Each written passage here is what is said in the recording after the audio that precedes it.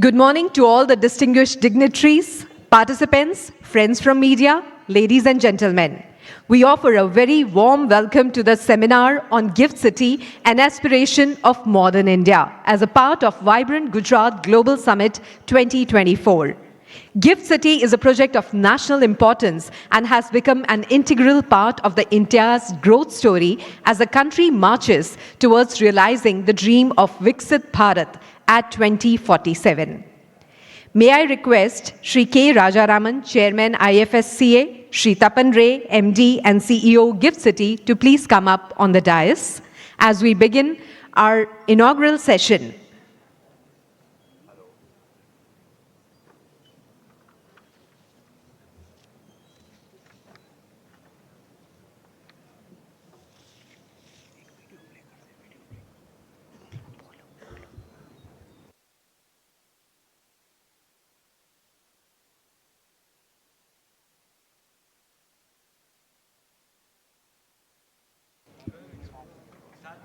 Before we start the session, we would all like you to see a video on Gift City. India, the world's largest democracy, is well on its way to becoming the world's third largest economy, targeting a $5 trillion milestone.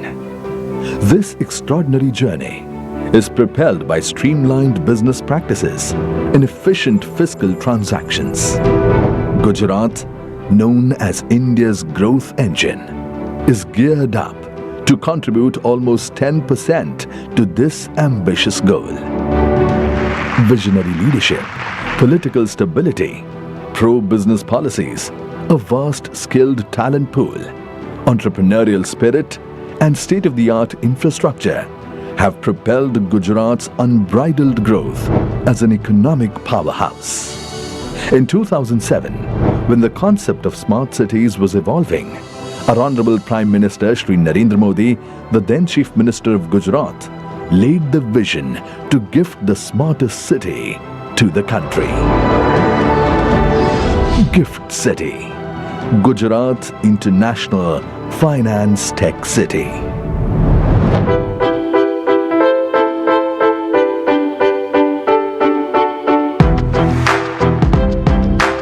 Today, the first operational smart city of India. Recognized by the Ministry of Urban Development, Government of India in 2015, Gift City has set a benchmark for upcoming smart cities in the country. Gift City is India's first platinum-rated city, the highest certification as a greenfield smart city, and is a leader in the country to ensure 100% green development with green certified buildings and fit-outs. This all-round green-centric development strategy makes the city unique in sustainable urbanism practices. Strategically situated on the bank of the Sabarmati River, Gift City is near Gujarat's administrative and business capitals, Gandhinagar and Ahmedabad. Gift City has convenient access to the international airport, which is well connected with London, Singapore, New York and other global cities. But that's not all. It is ready to revolutionize domestic travel with India's first bullet train, connecting it to Mumbai, and also experience seamless intercity commuting with metro and BRTS facilities. Extending to its prestigious advantages are the nation's premier education institutions in and around Gift City. The fast-developing Delhi-Mumbai industrial corridor along the National Highway 48 speeds up the interstate commute. The vision was to create a world-class finance and IT zone for India to provide services not only to India, but the entire world.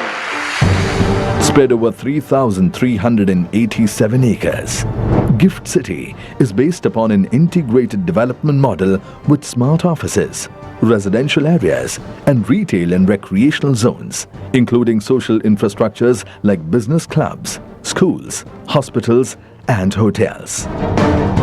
One of the major points of its success is its world-class infrastructure, many of which have been implemented in the country for the first time, such as the utility tunnel, district cooling system, automated waste collection system, uninterrupted power supply, city command and control center, and ICT infrastructure. Above all, GIFT Urban Development Authority notified Area Committee to enable GIFT City to offer municipal functions and single window solutions. GIFT City is becoming a preferred destination for top global financial and technology companies. Also, the country's prestigious developers have played an essential role in developing various facilities. GIFT City is the ideal platform for service sector industries such as banking, capital markets, insurance, fintech, IT and IT-enabled services, etc. for their back office operations, corporate offices, R&D centers, global capability centers, and many more. GIFT City will host world-class fintech hub and international maritime cluster, supported by Government of India and the Gujarat government. The master plan of GIFT City covers two aspects, including domestic services area and special economic zone with IFSC. India's first operational IFSC, International Financial Services Center at GIFT City, was brought into operation in April 2015 by the Government of India's Ministry of Finance. Subsequently, the Ministry of Finance has established a unified authority to regulate all financial services in GIFT IFSC. It offers an attractive taxation regime and regulations that align seamlessly with global standards. In just a few years of operation, the International Financial Services Center at GIFT City has witnessed daily trading volumes on international exchanges surpassing billions of dollars. Moreover, prominent foreign and national banks have initiated offshore transactions, while significant insurance enterprises have also taken root within GIFT IFSC. Some of the new business verticals commenced at GIFT IFSC are aircraft leasing and financing, ship leasing and financing, foreign universities, global in-house center, alternate investment funds, and bullion exchange. From trade and industry point of view, GIFT provides multiple benefits to businesses, one leading to another. The smartest city is a gift to Gujarat and the nation. India's most preferred and profitable investment destination. GIFT is where living a quality life looks complete. GIFT is where smart landscape means sustainable living. GIFT is where sports, cultural and entertainment events keep the city alive with exuberance. GIFT City, India's first operational smart city and IFSC.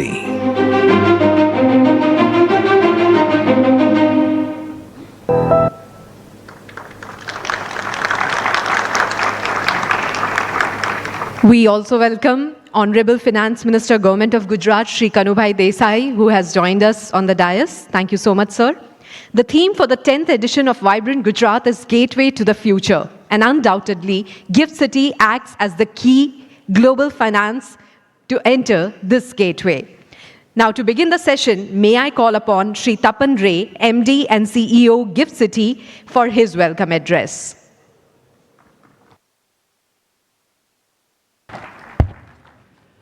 Good morning.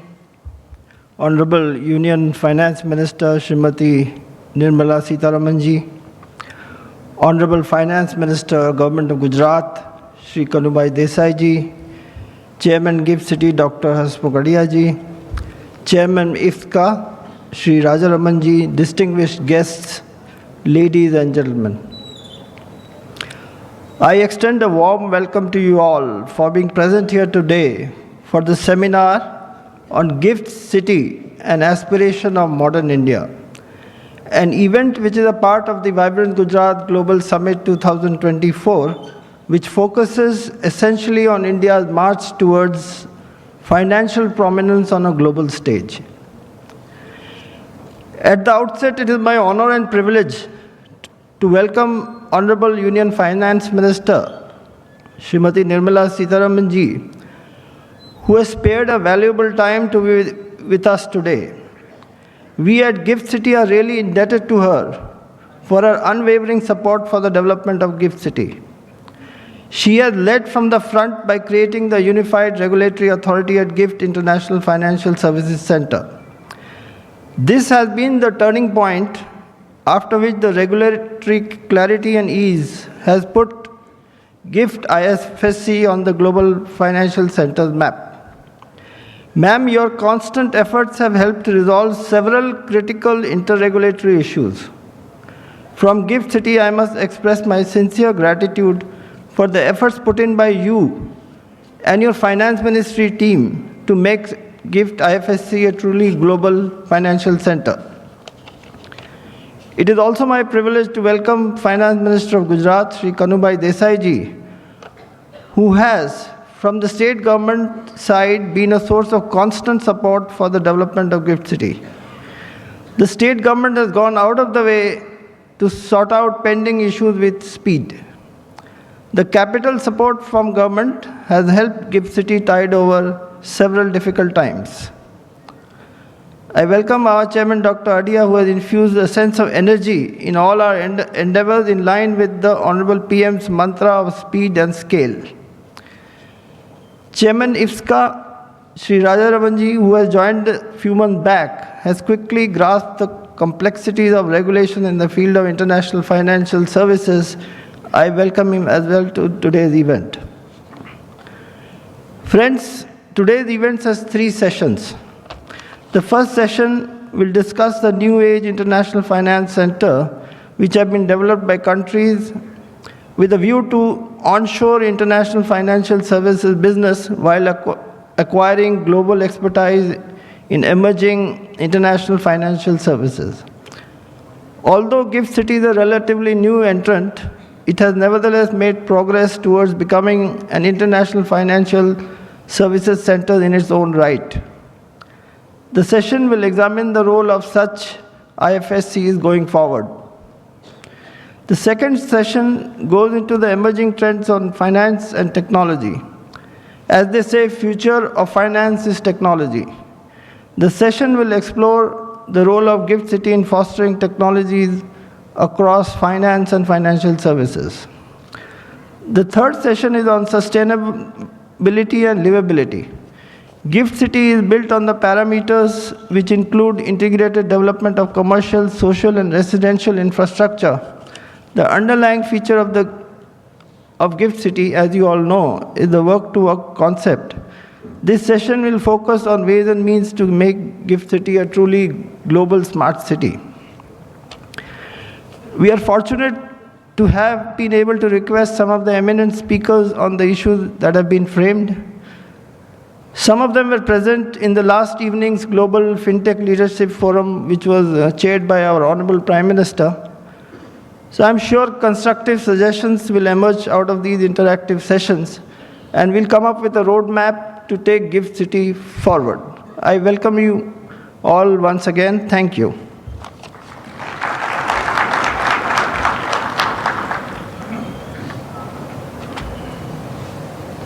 Thank you so much, sir, for your address, which has set the tone for today's session.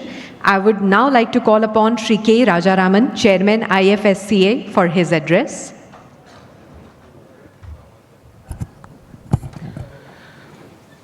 Honorable Finance Minister of India, Srimati Nirmala Sitharaman ji, Honorable Finance Minister of Gujarat, Shri Desai ji, Dr. Hasmukh Adia, Chairperson of Gift City,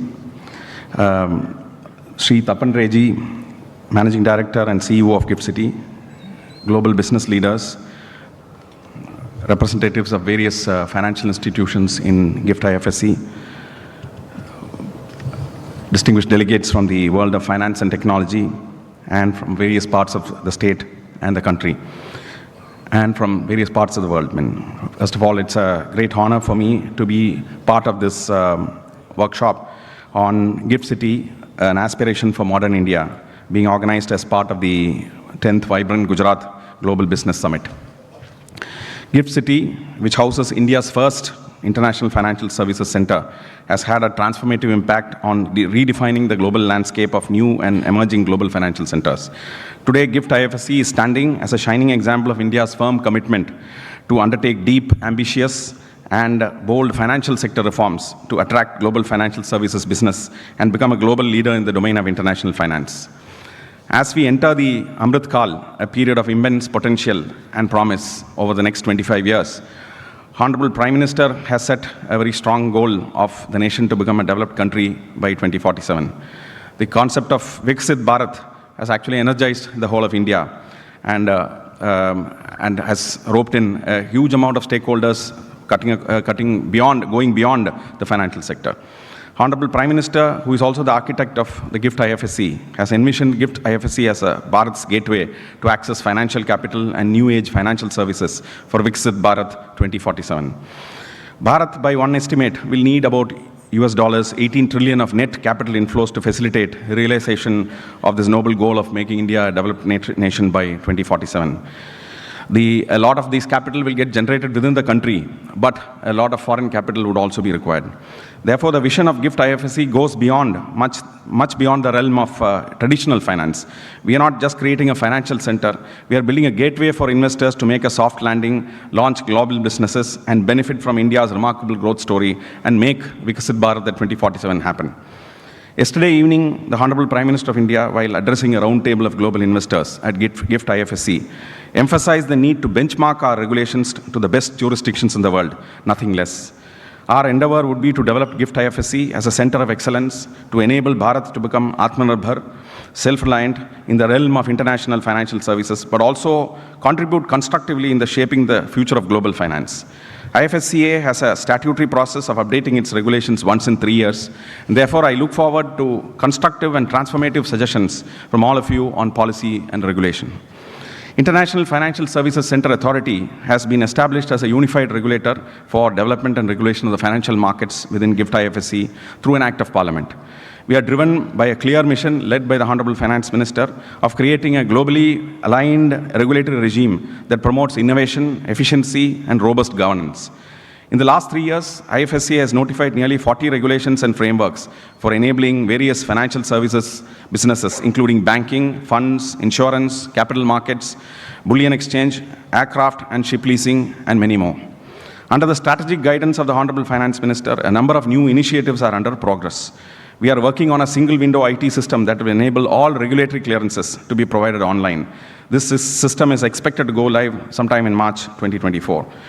The Committee on Ease of Doing Business, including digital onboarding of customers, is currently at work, headed by our Executive Director. We expect that this committee to make recommendations which will enable further improvements in the ease of doing business in IFSC. It gives me immense pleasure to share some notable achievements made across various sectors of GIFT IFSC. In the banking sector, which acts as the lifeblood of any global financial center, we are witnessing sustained growth with the growing concentration of foreign and domestic banks. The cumulative banking asset size has, for the first time, crossed US $50 billion and stands at about $52 billion in December 2023. We are happy to share that Mizuho Bank has become the second Japanese bank to receive the banking license from IFSCA. Mizuho is one of the 3 big banks of Japan and a globally systemically important bank. Their presence marks an important milestone in a growing India-Japan collaboration. The funds and asset management industry has been one of the most successful business segments of the GIFT IFSC. With IFSC notifying a comprehensive regulation for fund management in April 2022, we have witnessed sustained growth in the pooling of global capital into fund structures set up in IFSC. I now take this opportunity to announce that IFSC has authorized about 102 funds in a short span of the last 3 years. In fact, the number of funds have doubled from April 2023. The asset management industry in GIFT IFSC is now maturing with a healthy mix of 86 fund management entities, which have launched 100 funds with a cumulative targeted corpus of nearly $30 billion. So far, over USD 700 million have been lent by IFSC banks as sustainable finance. Over $12 billion worth of sustainable bonds have been listed in GIFT City. We shall be working towards making IFSC a climate finance hub for India and the Global South. Towards that, 2 expert committees have been set up to make recommendations on establishing a voluntary carbon market and making India IFSC a climate finance hub. I also take this opportunity to inform that Morgan Stanley, a leading global financial services group with from the United States, has commenced operations of their fund management entity in the GIFT IFSC. They are also in the process of launching a fund to undertake investments into India and also the overseas markets. We are also happy to tell that National Investment and Infrastructure Fund, a collaborative investment platform set up by the Government of India, has also launched a fund management entity out of GIFT City. The growth of the asset management industry in GIFT IFSC is being adequately supported by a strong growth in the ancillary services industry. Apex Group, a leading provider of fund administration and related services, is now expanding its business operations as an ancillary services provider in GIFT IFSC. They will now be undertaking fund administration services for their global clients and would create employment for nearly 300 professionals in IFSC.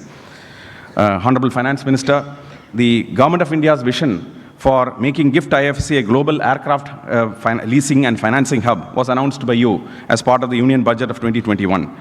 I'm happy to share that the IFSC leasing ecosystem has got a major boost as part of the Air India's leasing arm, the Air India Fleet Services, which has executed lease agreements for over 6 A350 wide-bodied aircrafts out of GIFT IFSC. These aircrafts would be deployed in India, and the delivery is expected to be completed by the year end. The aircraft leasing ecosystem, which is growing rapidly, comprises of 28 leasing entities, which have leased over 128 assets from IFSC. On similar lines, we are also witnessing tremendous traction in the growth of the ship leasing business in GIFT IFSC, with 10 ship leasing entities registered and many prominent names at an advanced stage of seeking regulatory approvals. We are working towards also facilitating ship and aircraft financing also to happen out of GIFT IFSC. I am also happy to share that over the course of the last 1 year, we have received tremendous response from leading public sector undertakings, which are now looking to consolidate their overseas financial businesses in GIFT IFSC. Yesterday, the Petroleum Ministry, the Secretary Petroleum Ministry had inaugurated the Global Corporate Treasury Center of OVL, the ONGC Videsh Limited, Overseas IFSC Limited, a wholly owned subsidiary of OVL in GIFT IFSC. Their Treasury Center will manage the treasury operations of over 25 overseas subsidiaries of OVL, and they are also expected to raise close to $4 billion over the coming years for their international projects. Another leading oil sector PSU, Indian Oil Corporation, has commenced operations of their Global Corporate Treasury Center in GIFT IFSC. They too will manage the treasury operations of IOCL's overseas assets and are expected to raise over $5 billion from the GIFT IFSC. I also take this opportunity to invite other public sector enterprises to explore the wide array of opportunities in GIFT IFSC. A conference of all CPSEs, state PSEs, and national cooperatives is being organized at GIFT IFSC on 23rd February to showcase success stories and explore new ways of enabling public sector undertakings to use GIFT as a platform to consolidate or launch global businesses, extract cost efficiencies in financing, and access structured products. Today's event at the Vibrant Gujarat Summit assumes even greater significance for all of us at GIFT and IFSCA, as we mark a very important milestone in the Government of India's vision to transform IFSC as an international education and hub. Deakin University yesterday evening has launched its campus and is expected to launch its courses by July 2024. IFSC has also recently permitted the international branch campuses to avail infrastructure services from academic infrastructure service providers, enabling easy entry into the market. This recent enablement will allow foreign universities to effectively utilize plug-and-play campus infrastructure developed by reputed third-party players in IFSC. The fintech sector is also a very important area, and we believe that the vision of the Honorable Prime Minister, who recently at our flagship Infinity Forum 2.0 in December 23, stated that GIFT City has the potential to become the gateway to the global fintech world and to be the fintech laboratory for the world. We are also happy to share that Intellect Design Area Limited has been granted TechFin authorization. They will provide cloud-ready invoice processing platforms to global BFSI clients and create employment opportunities for over 100 business professionals. An expert committee is also working on tokenization of securities and is expected to give its recommendations over the next couple of months. While we do all the above, IFSC is also working towards ensuring that market regulations are honored in practice. We are also strengthening supervision and ensure that investors enjoy strong protection. We have globally benchmarked AML and CFT regulations, and the recent FATF review has confirmed and has given us confidence.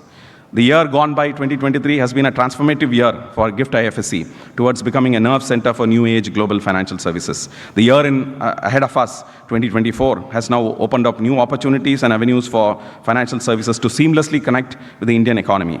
I therefore invite all of you to keenly explore GIFT IFSC opportunities, and we would be very happy to facilitate your journey. Thank you, and Jai Hind. Thank you so much, sir, for sharing a great insight, achievements, and the road ahead. May I now request Shri Hasmukh Adya, Chairman, GIFT City, for his address.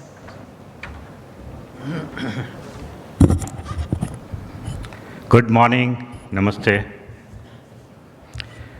Honorable Finance Minister of India, Smt. Nirmala Sitharaman ji, our Finance Minister of Gujarat, Shri Desai, Chairman of the IFSCA Authority, Shri Rajaraman, my colleague, Shri Tapan Rai, Managing Director of GIFT City, ladies and gentlemen. I'm so glad that, Madam, you are here today. She has been a great supporter of GIFT City's vision. In fact, if GIFT City has accelerated the speed of implementation, it has happened only after passing of the IFSC Act of 2019. And that's the act for which she was instrumental. That is the act which became a reality only because of her effort, and she made it happen. So I'm indeed grateful to you, ma'am, for giving us this act, because of which we got all the teeth. And now you see, in fact, if I may tell you, we are running out of supply of space in GIFT City now. In fact, demand is far outstripping the supply.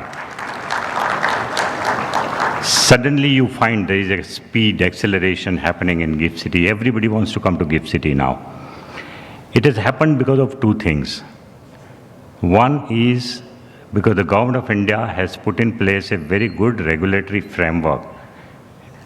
And that framework is enabling regulator to give speedy approvals and encourage more and more people in different space to come into the GIFT City. And the second is that to GIFT City project, topmost attention is given by everybody in Government of India, including Prime Minister. You would be surprised that yesterday, from 5 o'clock till 8 o'clock, Honorable Prime Minister spent 3 hours in GIFT City discussing with global CEOs of fintech sector how to make GIFT City even better. 3 hours he listened to 30 people. He listened to 30 people. So it's because of such attention being given at the top, and then also Honorable Finance Minister was there yesterday. The Governor of Reserve Bank of India was also there in that meeting yesterday, and we had very good discussion about it. So the kind of confidence which is expressed by global CEOs now about GIFT City makes us believe that within no time, GIFT IFSC will compare with the best in the world, including Singapore, Hong Kong, Dubai. We would be comparing with them. So there are two things which we need to do now. Of course, Rajaraman mentioned about several things which have happened already. In the last few months only, all these things have happened. And in addition to that, what we need to do is two things. One is providing top quality world-class infrastructure in GIFT City. And that is the responsibility of the GIFT City company, in which Mr. Tapan Rai is the Managing Director and CEO, and I am Non-Executive Chairman. So we have a vision for GIFT City, and that world-class infrastructure includes top-class residential facility, social infrastructure of highest order, including good schools, good hospitals, and good entertainment zone. So we are going to make it possible. It will be the best city to live in the world. As you know, there are two parts of GIFT City. One is phase 1, which was originally planned in about 900 acres. And that's the land owned by GIFT City company. And Gift City company is making it available to various developers who put up their commercial towers. And then companies come into those commercial towers. So that is the model. That is our central business district primarily, although there are few residential units in that phase 1. But phase 2, which is announced about a year ago, which is about double this area, so about maybe 2,000 acres of land, which is now a part of Gift City phase 2. So we have a total of 3,000 acres now to play with. In the second phase, whatever is the area available, it's going to be the gift township mainly. The central business district will remain in phase 1. We still have some space there where a lot of new buildings can come up. So the requirement of business will be taken care of. In fact, in phase 1, we have got possibility of accommodating 200,000 people working in the phase 1. 200,000 people working there.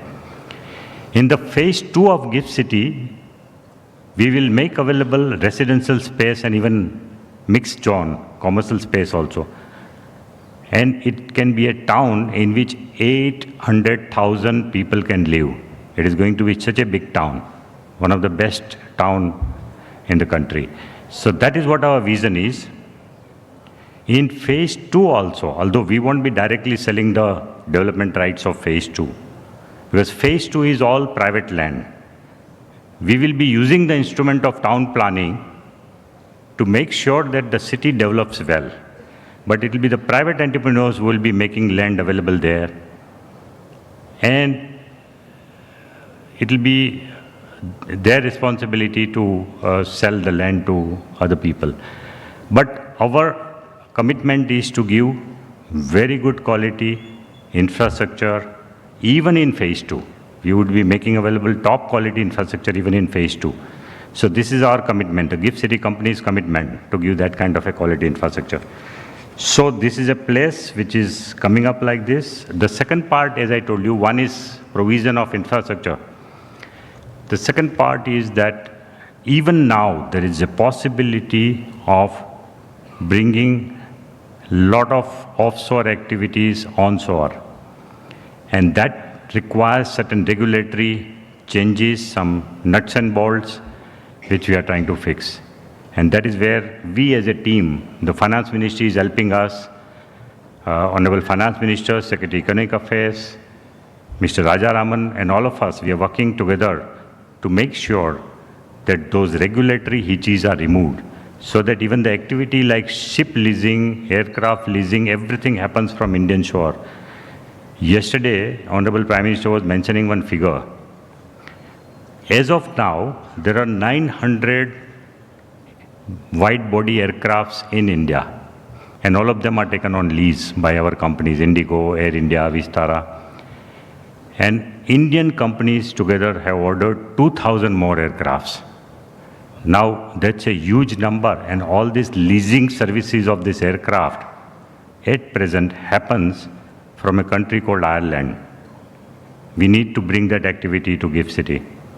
That will be a big business for big Gift City. But there are some issues of these companies. The lessors have got some issues. There are some issues. So we will sort them out. We'll make sure that all these activities which are right now offshore, we'll bring them onshore. So that is our attempt by tightening the regulatory framework, by playing with the regulatory framework.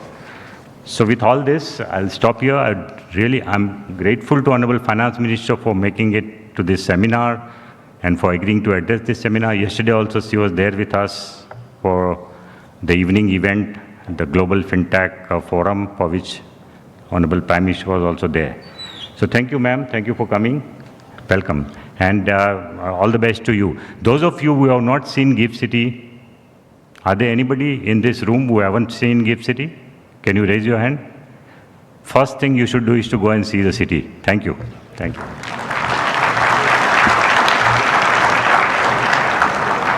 Thank you so much, sir. Leadership is the capacity to translate a vision into reality, and it holds true for Honorable Finance Minister, especially in regards to Gift City as well. May I call upon Honorable Finance Minister Srimati Nirmala Sitharaman ji for her keynote address.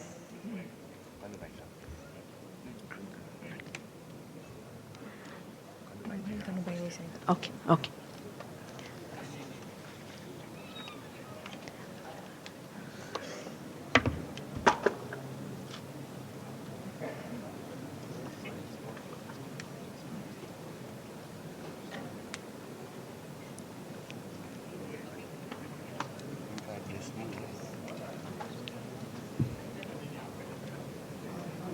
So we first request Honorable Finance Minister, Government of Gujarat, Shri Kanubhai Desai for his words. Good morning, everybody. Honorable Finance Minister of India, Srimati Nirmala ji,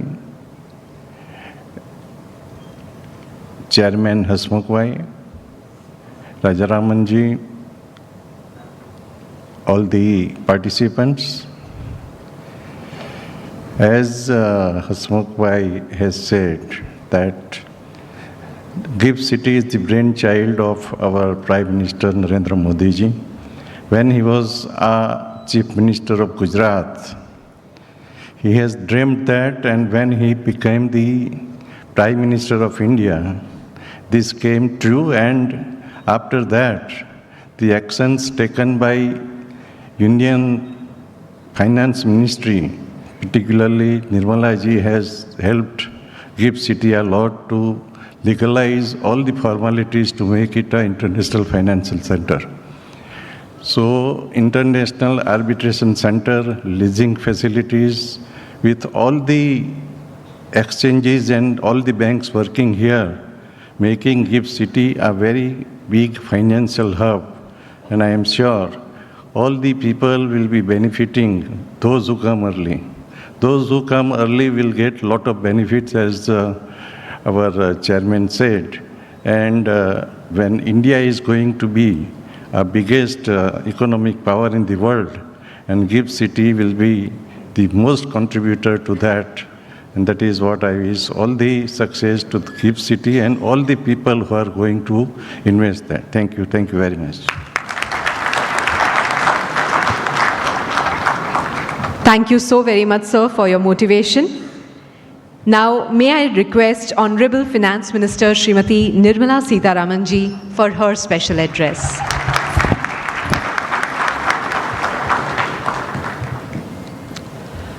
Good morning, and let me say that there cannot be a more gratifying place to be and to talk about progress being made, especially if the topic of discussion and the whole day seminar is going to be Gift City and Aspiration of Modern India. Even as early as 2007, Honorable Prime Minister, then as Chief Minister of the state, had conceptualized Gift City, and in the very name, it was going to be a global city for financial and for technological purposes. So if it is financial and technological as envisaged even in 2007, we now see how technology is driving the financial world and how financial world stands to benefit, and we are seeing the benefits already accruing, stands to benefit from adopting technology, and technology itself is rapidly moving from one milestone to another. So to catch up with technology and to infuse the technological advantage into finance, Gift City actually gives us the wonderful threshold. You go out of India taking funds, or coming into India with the funds for accessing the entire Indian market, or to go out to capture the whole world market. Gift is ideally designed, located, and also endowed with to be that threshold which can open up India's markets to financial world outside and give advantage to the Indian entrepreneurs to access the global funds which are available all over the world. And therefore, for this wonderful dream, vision that was seeded in 2007, till 2019, there were quite a few hurdles to cross over. But since after 2019, because the Act was passed, empowering the GIFT Cities IFSA, the regulator, the unified regulator, who actually is at the heart of GIFT City. So much before I go into telling the few things that I have in my mind about how for an aspiration which India has set for itself, that we should become a developed country by 2047. I just want to thank the GIFT Cities Authority for having called me here. Rajaraman, who's come in here as the new unified regulator, the GIFT City itself, both Shri Hasmukh Bayadia and also Shri Tapan Ray. And more importantly, I'm very glad that the Finance Minister, Gujarat, who's very energetic, and I can see him working with me in the GST Council, and also the way in which he's taken up pioneering steps to make sure evasion is controlled in GST. Kanubai Desai, who's here, I'm very grateful for his time. And to all those in the audience who are here to hear and also to contribute as to what a 21st century global financial center can contribute, both to India, which is the engine of the global growth today, and to the rest of the world, where slowing down is really worrying authorities.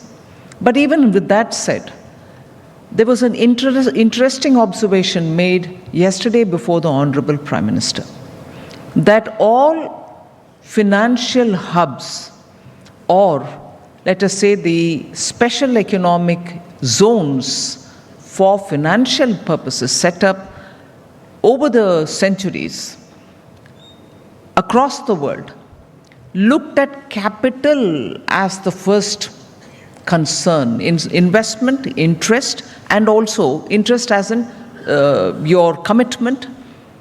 So the capital aspect dominated most of these financial special economic zones wherever. Hong Kong, Singapore, and many other countries, US, Germany, London.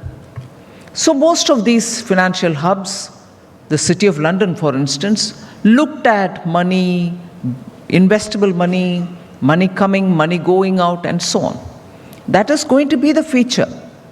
But it is the distinction of GIFT City, the IFSA, and this observation was made before the Prime Minister yesterday, which has that distinction, unique distinction, that it has looked at finance together with technology.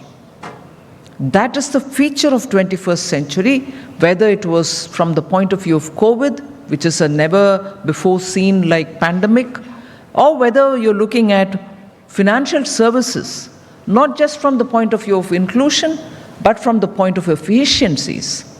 The efficiencies that you can draw from it, greater speed with which transactions can happen, cross-border facilitation, tokenization. All this is possible only when you're looking at technology infusion into financial activities.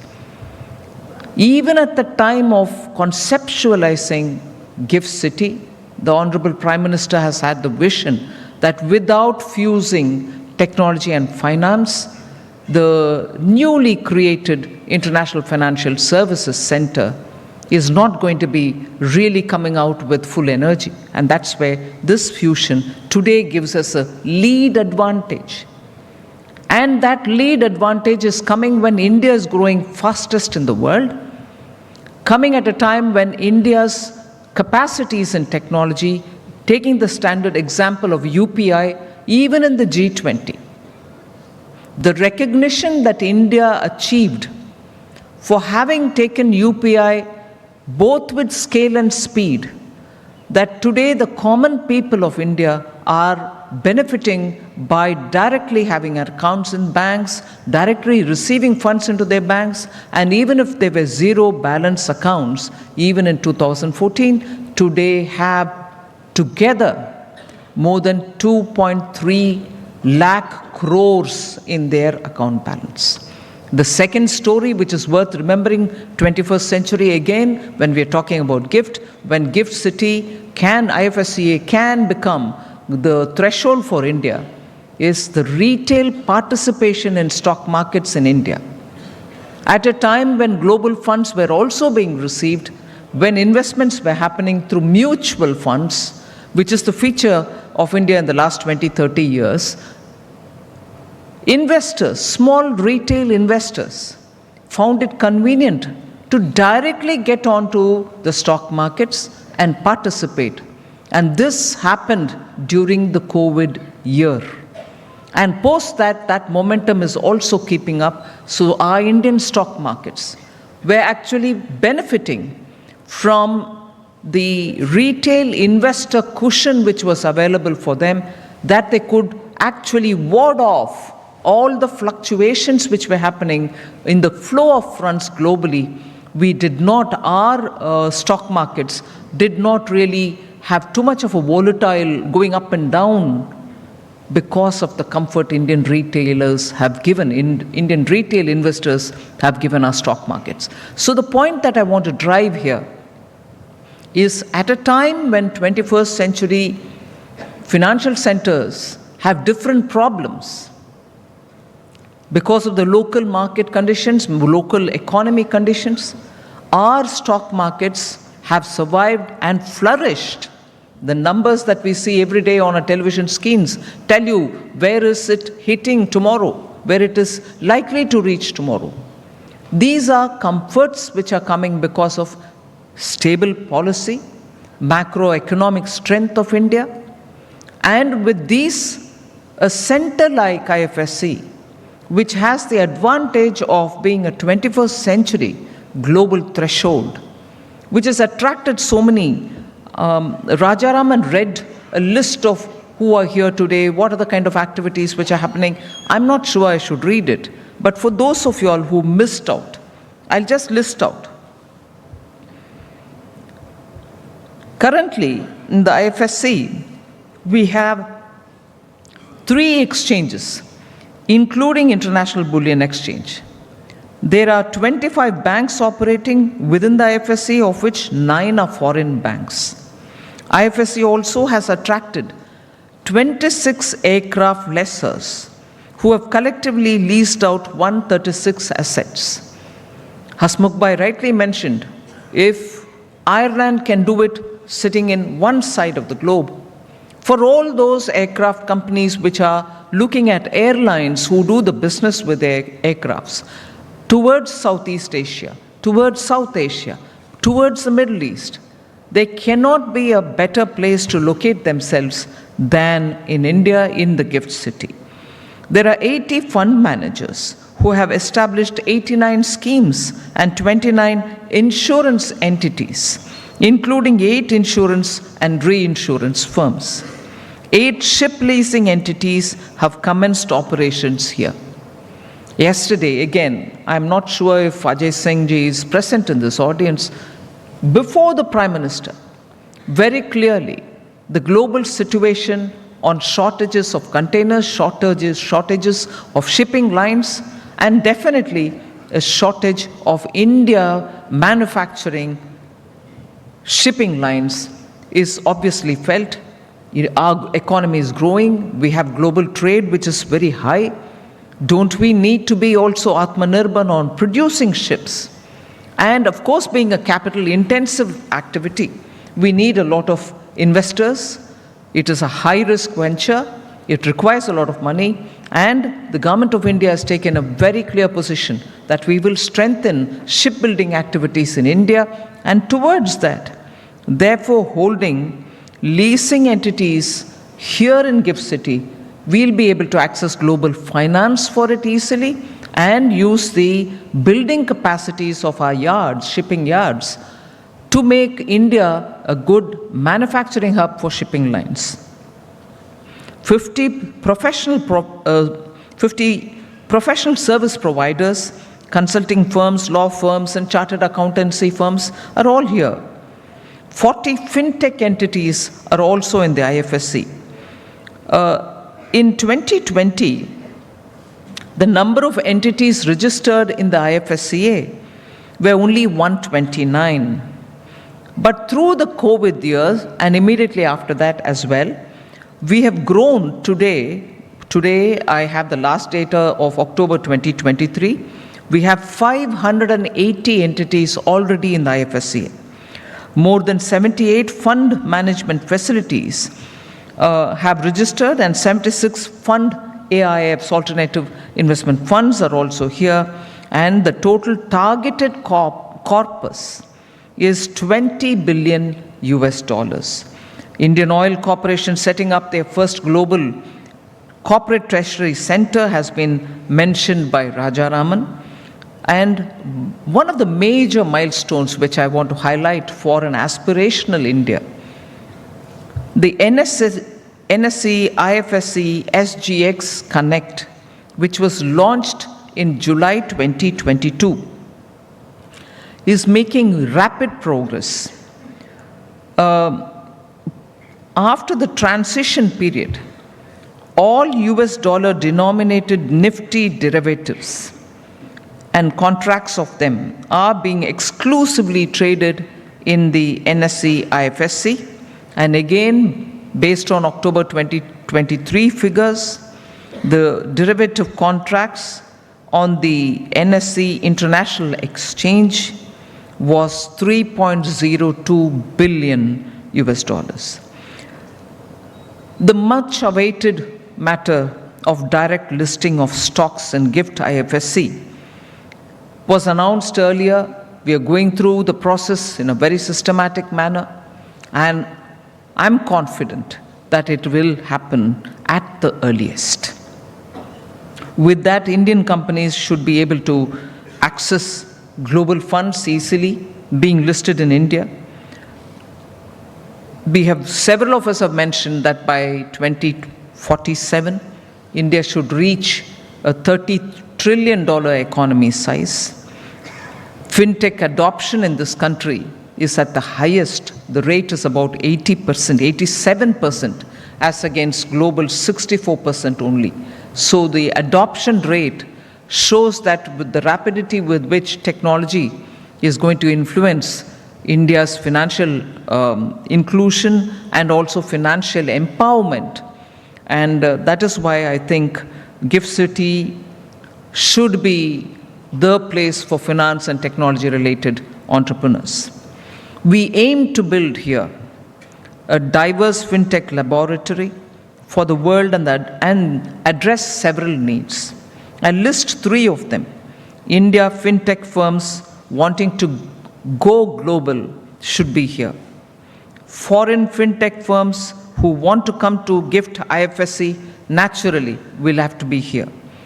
Indian fintech firms aiming to grow their Indian business or wanting to work on regulatory sandbox through which they can have a proof of concept should be here. So you've got three diverse areas, all of whom can benefit by being present here. One of the things which I like to highlight in this context, because we are talking about aspirational India, looking at GIFT City as its threshold, is a clear thought which Honorable Prime Minister has been expressing. He expressed it even yesterday. We need to have a greater understanding of how we can handle the carbon and green related issues in the global green financing matters. We need to have a platform through which credits can be sold and bought. In fact, Honorable Prime Minister very clearly conveyed, we shouldn't approach it with a cynical or negative line saying carbon credits. All of us are in principle against emission of carbon.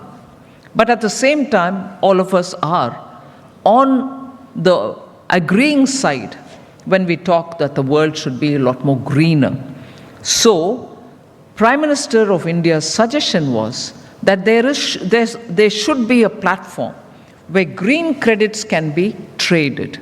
And that platform should be located in IFSC. And I would think the authorities here should work on getting a platform ready so that green credits can be sold for people who are planting good lot of trees, Miyawaki forests are coming up all over the country. Some credits for that, and any other practices that you do in afforestation or activities which are full of the green certification, meaning using renewable energy, solid waste management, and so on, should be able to first come here to say, I have credits which I wouldn't want to sit idle, let it be traded. This place should be the place for getting those credits bought and sold.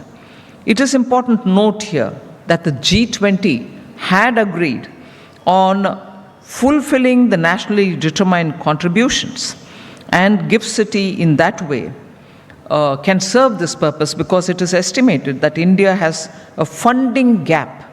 This is very critical for all of you all to recognize.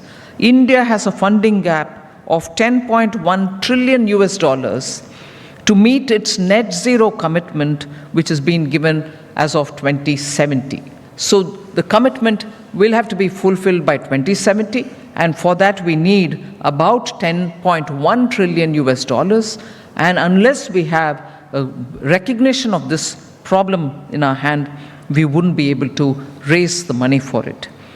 The blended finance and de-risking mechanisms are something on which GIFT City is working.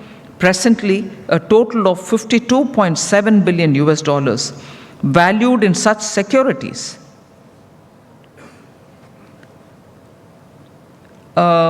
is listed on the IFSC exchange, including $10.18 billion in green bonds, social bonds, sustainable bonds, and sustainability linked bonds. So newer areas such as longevity finance. So the longevity finance are currently being discussed and explored by the GIFT authorities, which can open up opportunities in wealth management, insurance, pension, silver entrepreneurship, and for medical tourism as well. The scope, therefore, is wide, and the stakeholders can choose their option and get themselves activated, so that even as the policy framework is being set up, the template for regulation is being done, and here they can always contribute. But here I like to say, most often, the regulatory guidance which IFSCA gives us, most often, I repeat, most often is done on self-regulatory principles. It's not as if it's coming up with a rule, binding you to it, and you may have difficulties. Most of which are done with good lot of stakeholder consultation, and post that it is only on a self-regulatory basis, but newer areas of opportunities are also very clearly before us. I've given an indication on some of them. Prevailing global challenges in fintech-related areas, therefore, need climate action, integration of the global south. Again, a point which was discussed before the Honorable Prime Minister yesterday, that India can be that bridge between developed Western world and with the global south. If we are the bridge, the gateway is here in GIFT City. Digital public infrastructure is a challenge for many countries. India is a pioneer and a leader in that. Responsible AI and pro-innovation regulations. So I would like to conclude by saying the vision of Honorable Prime Minister for 2047 for India to become a developed country is a bold one. But a bold one because he's confident and sure that India is rising on its strengths. The people of India are wanting to be entrepreneurs, wanting to be innovative, and together they can contribute to make India a developed country. And in that, the biggest requirement is for all of us to boldly move forward with a stable and visionary leader before us leading the way. And for us to be bold and moving forward, we should imagine that it is the dream of all of us Indians that this country cannot be lagging with those socialist principles which has held us back for last 70 years. Here we have a clear-headed leader who is moving boldly, and IFSC should shoulder that responsibility of being the gateway to the world, and for the world be the gateway which wants to come into India. So all the very best, and Finance Ministry's cooperation is always with Government of Gujarat and also with the IFSA to build this as a classic 21st century, technology infused, manpower strengthened, and a visionary financial hub. We shall work together on that. Thank you very much.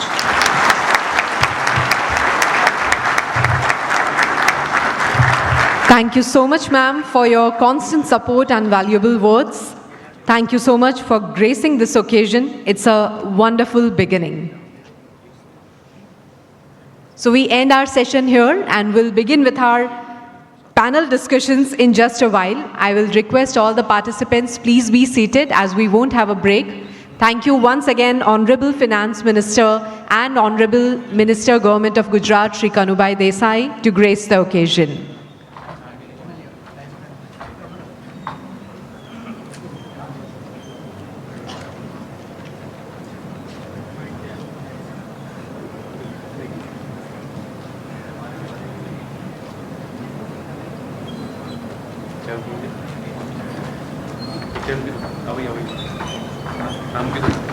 I request all the participants, please be seated. We'll start with our panel discussion. Our session, Designing the Frameworks for the Future of Finance, Role of International Financial Centers. Gift City, despite being the newest kid on the block, has made several strides towards becoming a choice of destination in international finance. Various enabling factors across taxation and ease of business have ensured that Gift City is on par with other international jurisdictions. We'll have a panel discussion starting. I request everyone to please be seated and settle down so that we can begin with our session. A humble request to all of you, please take your seats.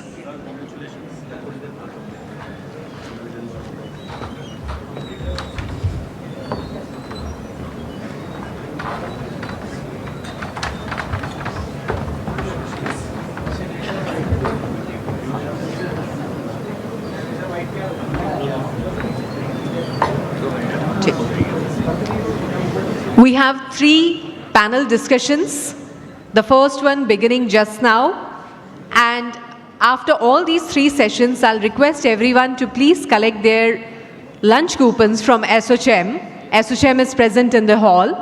I'll request everyone to collect the lunch coupons after the end of all 3 sessions. We'll begin with our first session.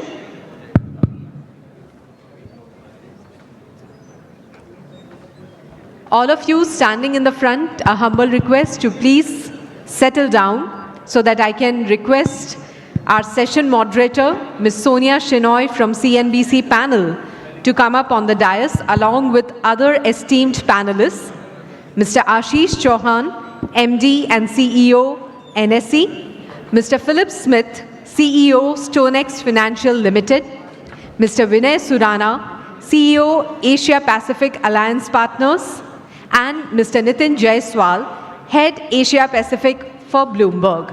I request all the panelists to please step up on the dais.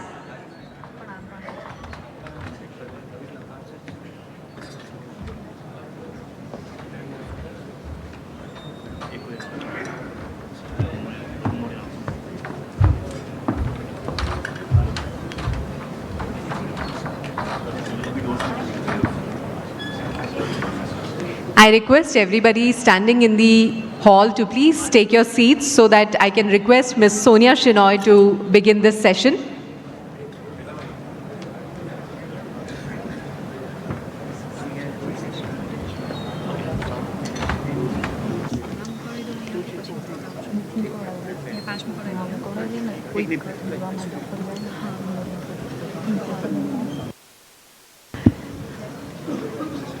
Ashish, mic.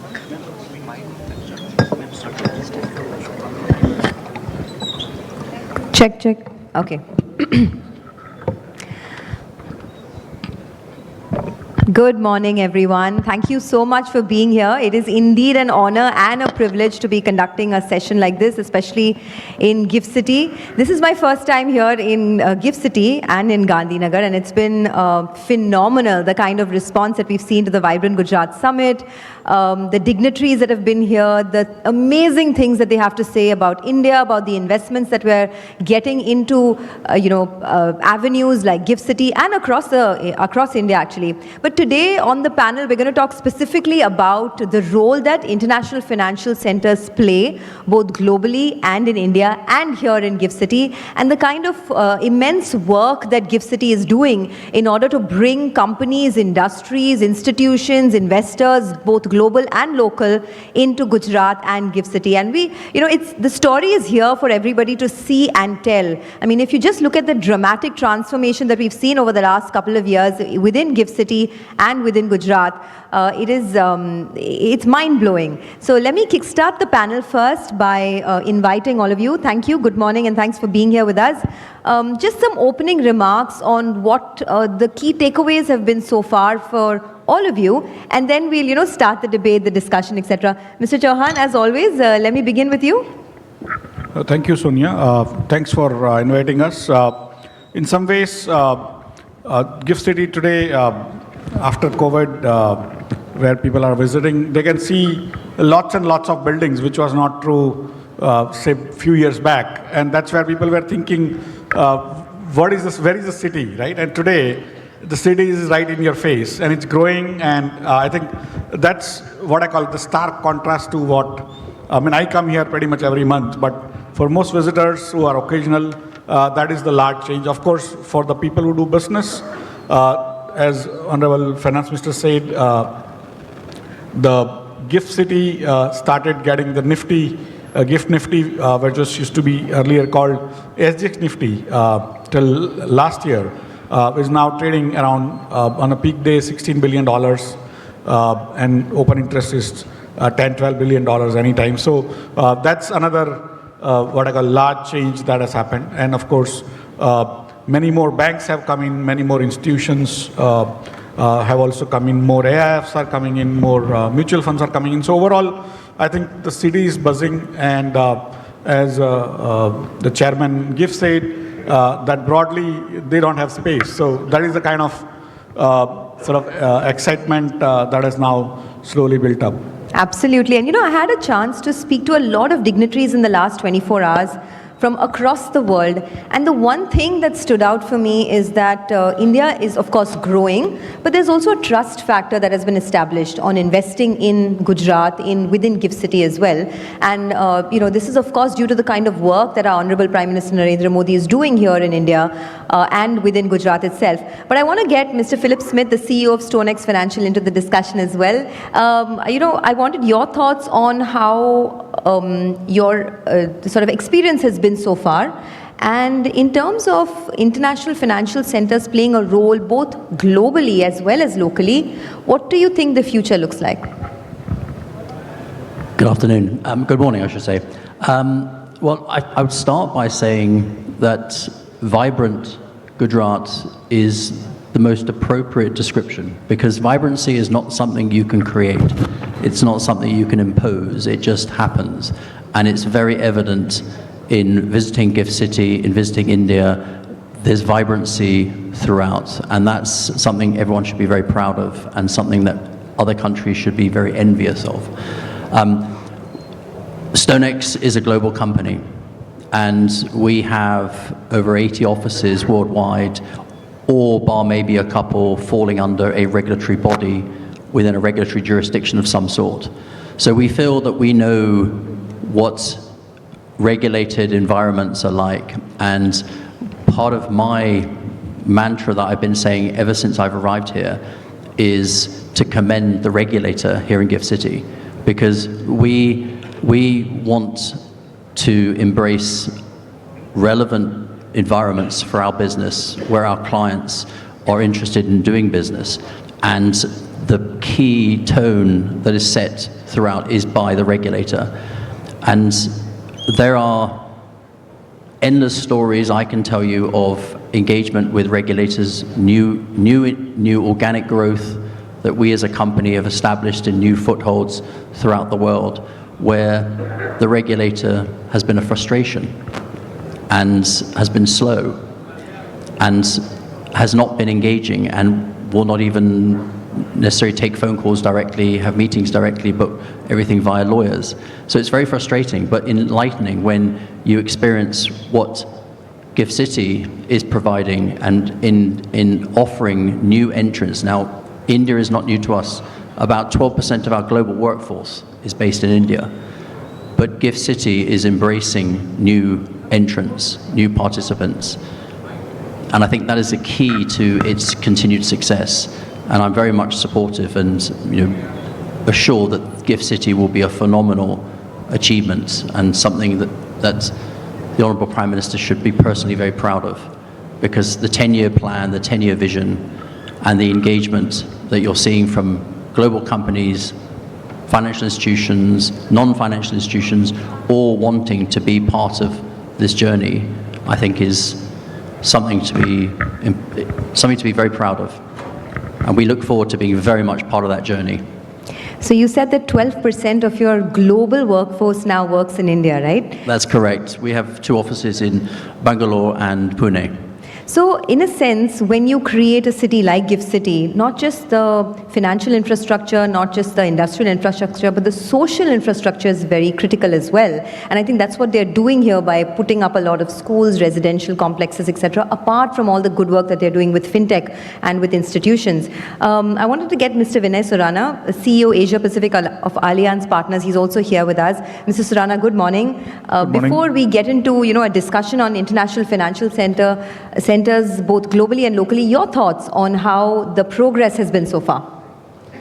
First and foremost, thanks for the opportunity to be part of this esteemed panel.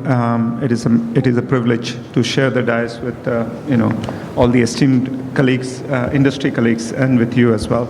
I will repeat Honorable Finance Minister's words, right, which is Gift City is a gateway for the world to India and a gateway for India to the world. And clearly, I am amazed at the pace at which work gets done, to Philip's point, in Gift City. I was here personally with my team, I must say, just before Christmas. We are ready to set up our first reinsurance unit for Allianz in India in Gift City.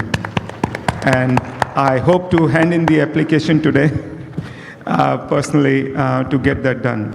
And the challenge I received from GIFT team and IFSCA was we move at a pace which is twice your pace as an organization. You don't hear that often when you are sitting with regulators, right? And you always can go back and complain that the regulators and the administrative time is too much. I remember Mr. Rajaraman, when I met with him, he mentioned to me, so tell me what is the speed at which you work, and I will get it done at half the time.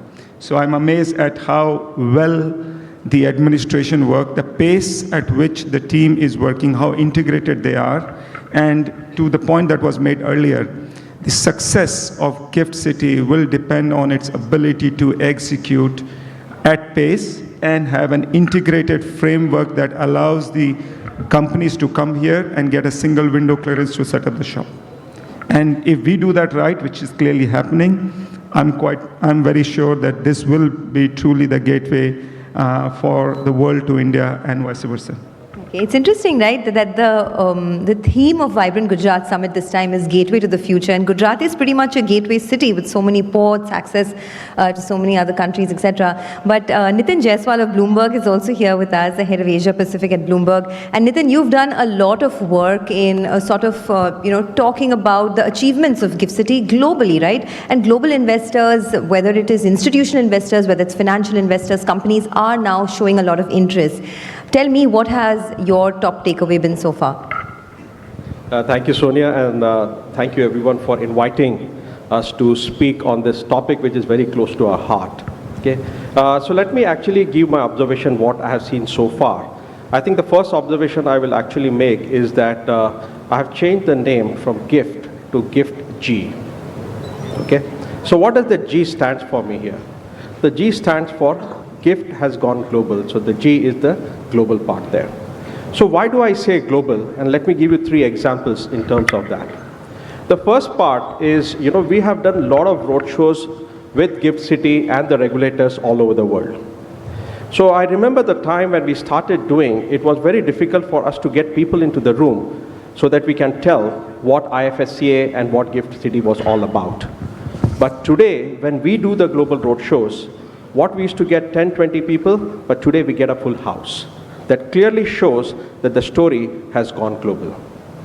The second G is, earlier we always looked at the Indian companies to start operations, but now if you look at the list which all the speakers earlier shared, we have the global names coming in to Gift City to capitalize on the opportunity. And the third G is very interesting, is what we observed yesterday at the Prime Minister Roundtable. And that is how I say the Gift City has gone global, because we have some of the biggest global CEOs in that room. And what was very fascinating for me to say that 60% of the conversation of the global CEOs who presented the ideas, not complaints, but the ideas how we can take it forward, was all in Hindi. To that extent, Gift City has gone global, where people are comfortable to pitch the story, their ideas, the CEOs, in Hindi. So that to me was a very big achievement to see how far the Gift City has come. And just to close into what Ashish said about the infrastructure, I remember pitching this idea that Bloomberg should work with Gift City to Michael Bloomberg, and I haven't visited Gift City till then. So Mike Bloomberg said, okay, I believe what you are saying, let's go ahead and do it. And when I landed in Gift City, only to realize there was only one building there. So I said, I don't know what I got myself into. But to be honest, in the last 5 years, the pace at which the whole thing has changed is quite phenomenal. I work with regulators and government across the region. I can tell you with absolute confidence that the pace and the speed with which the Gift City has developed, I have not seen anywhere else. And compliments to everyone involved for that. Absolutely, absolutely. Full marks to the entire team at Gift City and the entire machinery that's working to put all of this in place, right? But let's talk about the topic at hand, which is international financial centers and the kind of, the kind of ecosystem that Gift City is trying to create to bring businesses and industries into India. Mr. John, I want to start with you on that. How can we put some good practices in place, learning from perhaps what our peers globally have done? Traditionally, Singapore, Hong Kong have been the Asia hubs, so to speak, in terms of international financial centers. What are the good practices that you think we can bring about here in Gift City? Lots and lots, because they have had a sort of a great start. Probably Hong Kong had a 100 years start before us, and even Singapore has been there for long. So we need to learn a lot from both as well as from Dubai, and try to be kind of providing better services, better skills, because in some ways, I think what Honorable Finance Minister said today, that resonates, that this is the first IFSC, that is the International Finance Service Center, which is technology as the mainstay, because those service centers, financial service centers, developed as people who could either route the capital, which was like Singapore or Hong Kong, which were small city towns, and they had large areas attached to them, or even for that matter, London, which was kind of acting as a router of capital. But then the technology is a new thing. And for me, what we need to learn from others is one side, which we must, and we are learning, like great infrastructure. The 10 years probably went in just creating the underlying infrastructure. There are tunnels and there are pipelines which are going to every part of the city with air conditions and everything, which you don't get to see over the surface. That's why people were wondering, now that the buildings are coming up, everything is like plug and play model which Gift City has developed. So that is something that we have learned from others. But for me, if we focus on what all are the instruments that they are allowing, we must allow those instruments at least, and then some more. Similarly, whatever are the new technological sort of advancements that are happening, like here, Gift City has now adopted a very modern concept of sandbox, where any new idea that comes, they first try to test it in a smaller area, without regulations, literally. And then if it works out, then they come out with the regulations. So that's how, in some ways, we are trying to blend the technology, the ideas which are coming from other IFSCs and which have become successful, but also creating some of our own path in ensuring that we use the technology and the newer ideas so that finally we remain thought leaders and execution leaders, because ultimately you need to create your place in the world of IFSCs. I like that, the sandbox idea. I mean, it's like, trial and error, but if it works, then it works big, right? So that's one thing that's interesting. Mr. Smith, as for someone who is the CEO of such a large venture, managing so many people, I wanted your thoughts on what will bring businesses into GIFT City. Now, there's of course this tax holiday that GIFT City has announced, or the IFSC, where there's a 10-year tax holiday on institutions, fintech institutions, NBFCs, etc. if you want to set up here. But what else do you think will incentivize people to put money to work here? Well, I think the tax incentives obviously is a lovely start, and I'm sure no one setting up in GIFT City will object to the advantages. But as we've seen from the displays in terms of the aspirations of what GIFT City is trying to achieve, in terms of what the 10-year vision is, so much of it is not just bringing companies and sticking them in a building. It's about building the environment. It's about building, whether it's a regulatory environment, a social environment, a human environment, for people to feel confident that bringing their businesses, in some cases moving their businesses, as well as building organically their businesses, are supported and reassured that this is the right thing, this is the future of part of their business, or the entirety of their business. And I think you said it earlier in terms of the human aspect. It's very important for us to ensure that, we sitting here as businesses saying, right, we want to do this, we set out a 5-year plan, a 10-year plan, we want a certain amount of headcount, a certain amount of transactional volume going through, and we can be aspirational and aggressive, but we've also got to think about what it entails for our people, for our employees who are going to be building that business. We want them to be proud. We want them to be proud of their own company, as we do in StoneX. We want them to be proud of where they work. And I can tell you that GIFT City is clearly planning for all those eventualities and all those factors. So it's pleasing to see it's not just about bring companies, give them a tax break, and the rest will take care of itself. It's all-encompassing, and I think that's very important from any business, and any business who wants to expand in GIFT City. Absolutely. Vinay, you want to weigh in on that? Because the success of any international financial center lies on the fact that you can bring down costs, Of course, tax holidays are always welcome, but also improve social infrastructure, right? What do you think is the need of the hour now? So, first and foremost, let me start with the data point, because we just need to be aware that GIFT is not the only international financial center, right? So I'll give you a data point to start with. GIFC, which is the Global Financial Center Index, it was launched in 2007 to benchmark the performance of financial centers globally. When it started, there were about 46 financial centers in 2007. As of 2021, that number has grown to 117, and it's growing. So we need to acknowledge that there is an intense competition in terms of capital, talent, and technology in terms of financial centers. Now, as the Honorable Finance Minister mentioned, where GIFT has a distinction from other financial centers is that technology is at the heart of GIFT. And I think this requires GIFT as a whole to think and adopt what I call it as a platform and ecosystem approach. We almost have to think of this financial center in India as a digital platform and ecosystem. And as it is in any ecosystem, there is a role of an orchestrator and a participant. And here the orchestrator are two, the GIFT itself and IFSCA.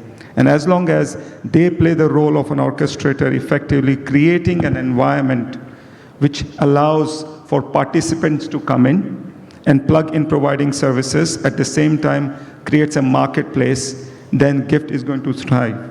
right? GIFT has three distinct advantages also. One, a hinterland advantage, and I'm talking from the material I've read through on GIFT. They talk a lot about hinterland advantage. One thing we cannot ignore, that it is a gateway to one of the largest consumption markets in the world, being India. Second, there is definitely a cost advantage, right? And as long as we drive that cost advantage, that will add to the bottom line of anyone who comes here on top of the tax benefits that we talked about. But what is really the biggest advantage is the talent advantage. India has been the hub for talent globally. We have in India the most demographically diverse, young and educated workforce. So you don't have to go out and look for talent. This country has a lot of talent, which was going west in the past, looking for opportunity. Now they don't have to go that far, and they can just be in GIFT and have all the opportunities that are required. I'm glad you brought that point out, right? Because I think one of India's biggest strong point is the young demography, right? The median, the average age of India right now is, I think, 27 years old. And just think about the immense opportunity in terms of consumption, the increase in workforce, productivity, etc. But Nitin, comment on that. You in your interaction with global investors and when you speak about GIFT City, is that a draw for young investors and the young workforce to come through? Because the social infrastructure here is yet to be built in a bigger way, although they're doing a lot and at a very fast pace. But do you think that could be the big draw over the next couple of years? See, I see GIFT story, the Honorable Finance Minister talked about the two-way, inbound and outbound at GIFT City. So, when we talk about the talent, we are talking about the outbound. So basically where people want to come to GIFT City to use the services of good talent available.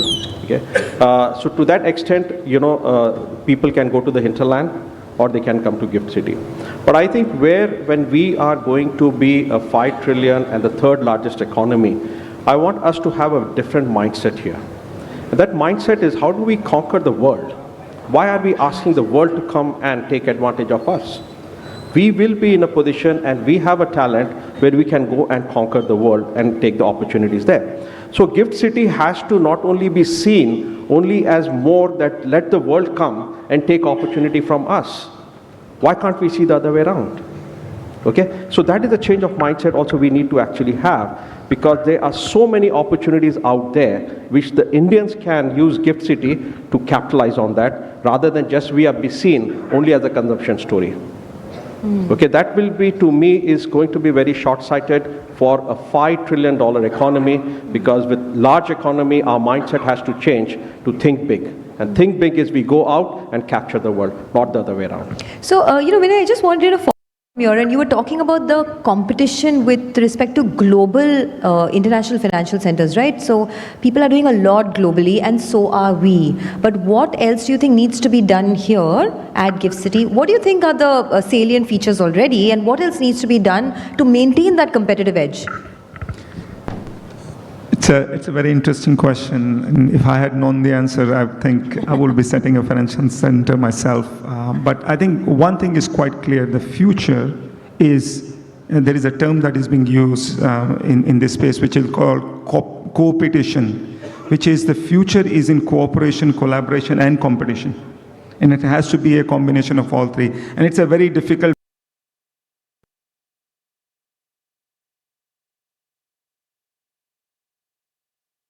in terms of if you really build that competitive edge versus any other finance center in the world. First and foremost is availability of talent, and how do you use that human capital effectively.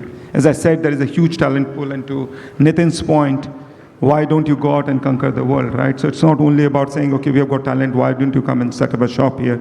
How do you really leverage the human capital to take advantage of what is in India and make it global? So that's number one. Second, I think the regulatory element is always key. To be a successful financial center, international financial center in 21st century, in my opinion, you need 5 things. Number one, you need to be green at heart. That means you need to really embrace and create a conducive environment for sustainable finance. Second, you need to be smart. technology has to be at the heart of everything that is done, whether it's in finance or in administrative services. Third, we really need to embrace innovation from a regulation and legal framework perspective. There is always a classic tussle between how much to regulate and how much freedom do you give for innovation. In my mind, innovation and competition are the greatest source of consumer protection, and all regulation is meant for consumer protection. Fourth, we need to really embrace innovation. And last, I think we have to look at quality of life, which goes to human capital, right? If we don't create a good quality of life, we might be able to attract talent in short term, but in long term, it will be very hard to retain that talent. So if we focus on these 5 things, right, I think we can really build a competitive advantage, and believe me, everyone is looking at all of them. So the question is how effective you are in execution. Ultimately, it all comes down to execute, execute, execute. Great PowerPoint slides are beautiful, but if you can't execute on it, nothing can become a reality. Check. Okay. You said green finance, technology, innovation, human capital, and what was the 5th one? It was inclusion. Inclusion. Yes. Okay. So let's talk about inclusion then. Mr. Chauhan, how do we bring more foreign participation into India, right? Both in terms of the International Financial Center and also a project that you're working on where, the overseas listing of companies into GIFT City, into the international exchanges is something that could bring in a lot more capital into India. What do you see as the future there? Yeah, on the base, if you look at how the International Finance Service Centers have evolved, Hong Kong was one place where there was a mainland next to it, and it became part of the mainland. But basically what Hong Kong did for China over the last 40 years is also what the mainland did to China. That is, when mainland grew, Hong Kong grew. And now you can see that when it's not growing, what's happening, right? So effectively, the next 30, 40, 50 years, if you think India is going to grow much more than what it has grown in the past and compared to the rest of the world, then naturally, the GIFT City, which is almost going to act like a Hong Kong to India, and India, when it grows, will grow alongside. So that's where I just wanted people to know that it's not necessarily that only IFSCs grow out of thin air. Similarly, London in 17th and 18th century grew because of the way the British Empire grew. And later on, the New York and others grew because of the same reason that the Pax Americana kind of grew, right? So that's something which we need to be aware of, that when the local economy grows or the adjacent economy grows, some of these IFSCs end up growing. In terms of how do we basically get more instruments like new companies listing, Honorable Finance Minister today also mentioned the committee was set up to allow Indian companies which are not listed also to list in GIFT City as international companies, and so that's going to happen very soon. But overseas derivatives instruments which are currently she had announced in the budget, I think that is also going to be operationalized soon. So there are many more things in the pipeline that will create more excitement. And of course, when people start using that in GIFT City, the skill gets developed, the exposure gets developed, not only for India, but servicing the rest of the world. That's what Nitin was saying, that what India did for the IT over the last 30 years for rest of the world, that it did not only service itself, but also serviced the entire world by creating that talent pool and kind of ensuring that the world goes through that IT revolution. I think the GIFT City can provide that talent pool where we not only service India's needs, but the needs of the world. And that's where some of the new instruments we are trying to propose include the government bond index futures and options, the corporate bond index futures and options because of the popularities of index and naturally our need for ensuring that Indian developed products in like the Nifty, even the bond index is developed by the India Index Services, that is the NSE Index Services company would also be trading at the NSE-IX. That's another hope. Carbon products, which world is now going to talk about more due to sustainable goals. So we want to also propose the carbon-related sort of trading and other things. So whatever the world requires, not only to come into India or interact with India, but whatever world requires on its own, we should be able to provide in terms of the products that are listed and traded, but also the talent pool that is available to the world. Okay, that's a really long list, and Mr. Chauhan has his hands full. I mean, lots of things that, NSE is working on here, of course, in GIFT City, whether it's carbon trading, newer products like bond futures, etc., and of course, overseas listing of companies as well, right? Are there any roadblocks currently that you think need to be ironed out for more capital to come into India? In a way, we can always keep on talking about what are the roadblocks, but most of them have now been cleared. We already, as Honorable Finance Minister also said, we have a lot of bonds already raised. In fact, almost $85 billion of bonds have been listed on and on the notes and all have been listed on the GIFT City exchanges. But my hope is that over the next 10 years, we should go to at least $1 trillion raised from abroad to invest into India. And so we can continue to say that these things need to be improved, that is to be improved, and that, of course, we have committees.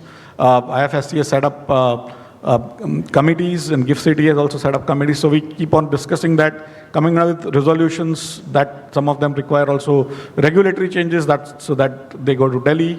But broadly, whatever we wanted is there, and that's where we see a lot of momentum now. Okay.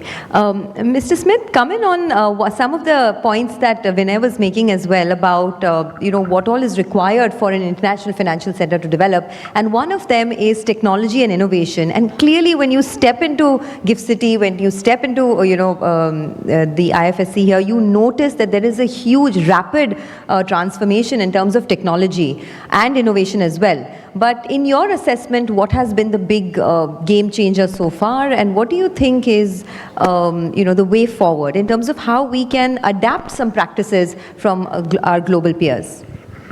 So you're right, and I think you said a few moments ago, technology is at the heart of GIFT City, which gives it an advantage and a basic, wonderful foundation to build upon, because the one constraint that you'll see will always be with technology. So building that foundation, maintaining that solid foundation, upon which we can all bring businesses here in the knowledge that we can take advantage and build on that technology is paramount. I think in terms of learning from our peers, and there are lots of advantages in looking at how other regulated environments work around the world, and I think it's a case of looking at the advantages, the positives, as well as the negatives. And as I said at my opening address, I commend GIFT City for its approach.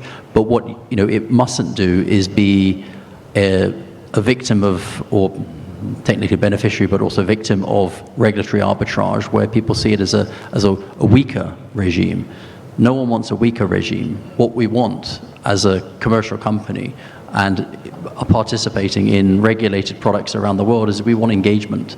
We want a high standard throughout, but what we want is the ability to build and create and work with a regulator, work with a body like GIFT City, who has their interests aligned with companies like ourselves in wanting to build, wanting to achieve the 10-year program of success.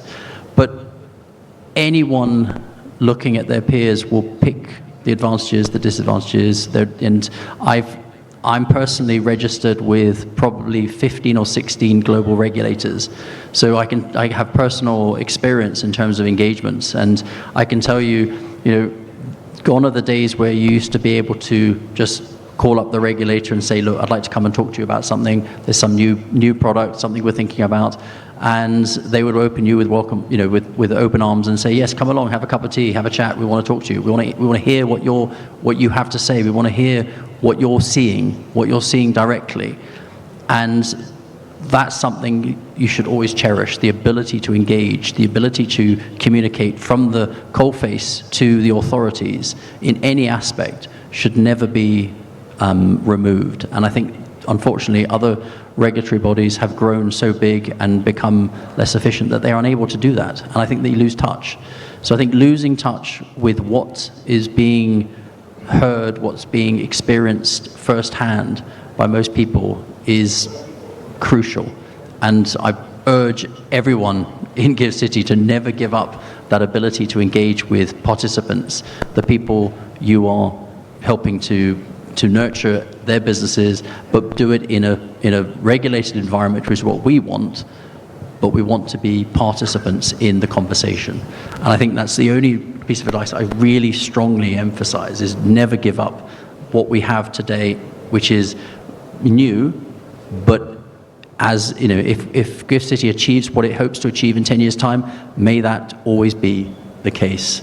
Stability as far as the regime or the policy making is concerned. And Vinay, I think, to every business owner, every industry spokesperson that you chat with, the sense you get is that people are willing to put more money to work in any place where there is a policy stability, where there's economic stability, right? And that has been the case with India now, and hopefully will be the case as well over the next couple of years as we have political and economic stability together.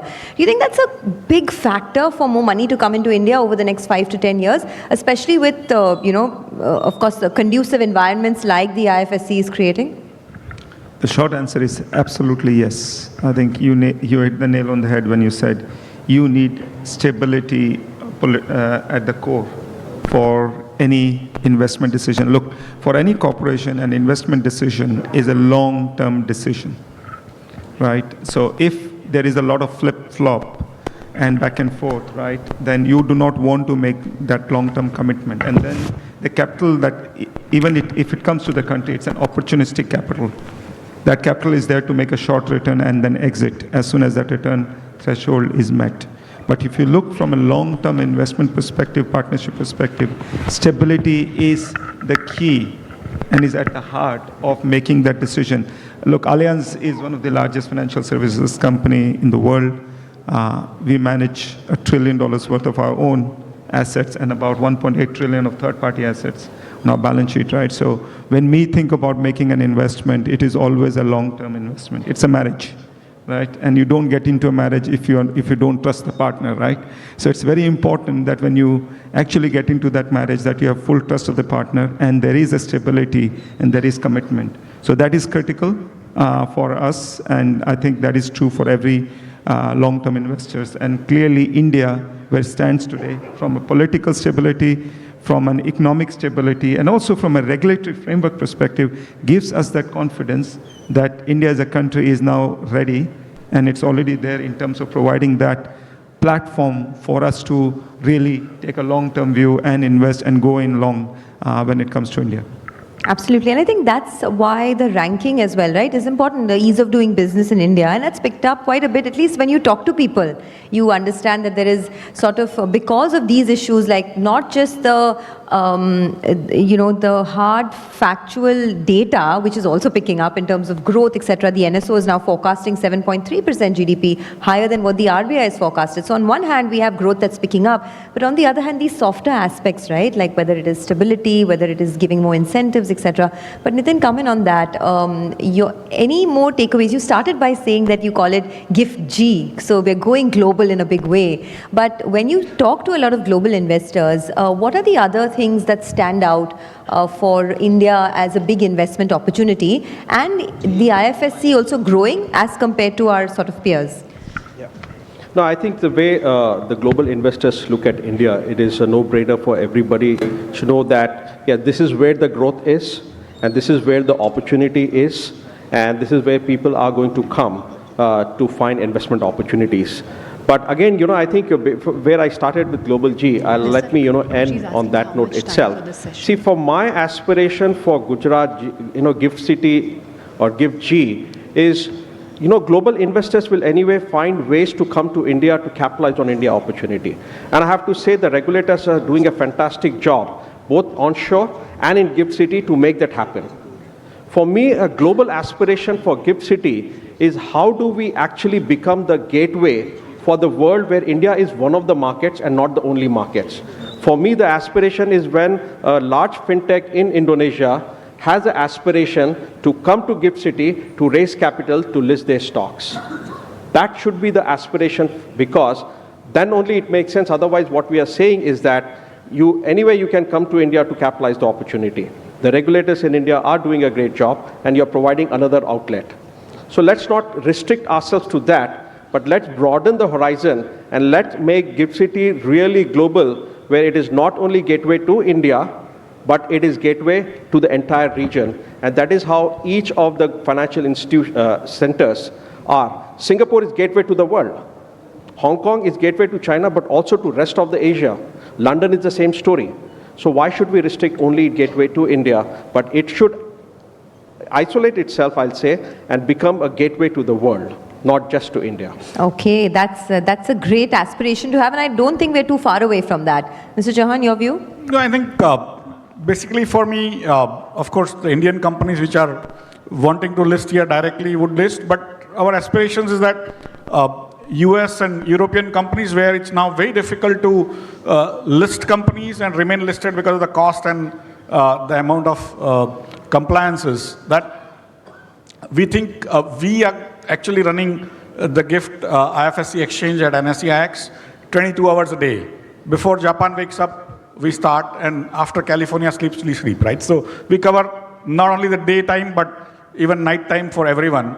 And that's where a person sitting in Canada or person sitting in Gulf may be able to invest in a company from Indonesia, or a Japanese housewife might be able to invest in a small American company which is listed on GIFT City. And that's what our aspiration is, that this is a very low cost, highly competitive, but extremely regulated, well-regulated jurisdiction, so that the investors have confidence that their interests are saved, taken care of, and the cost for the issuers are also sort of very low of remaining listed, and it's a well-functioning automated market, 24/7 available. And that's what our Honorable Prime Minister's vision was when he launched the first exchange at GIFT City, and we continue to work on that how do we provide better and better facilities for any type of issuers or players or participants, all the instruments they want.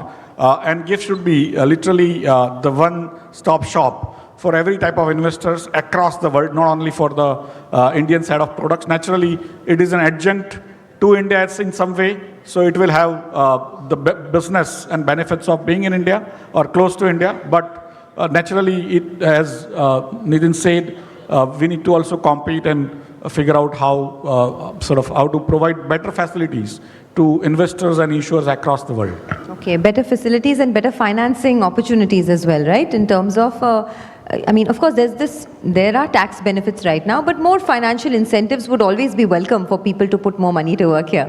In a way, if you look at many countries have different ways of taxing people. So America doesn't tax foreigners for equities market operations or investments. Only the locals are taxed. And so each country has its own. The GIFT City being the way it is structured on IFSC side, it doesn't tax the foreigners investing in foreign companies, right? So in a way, literally, in not only 10 years, probably they can continue for long, because it's just a service provider to those people. And earlier, the capital used to be built in one place, say in London or Amsterdam, and that's where the exchange used to happen. And then capital used to get distributed across the world.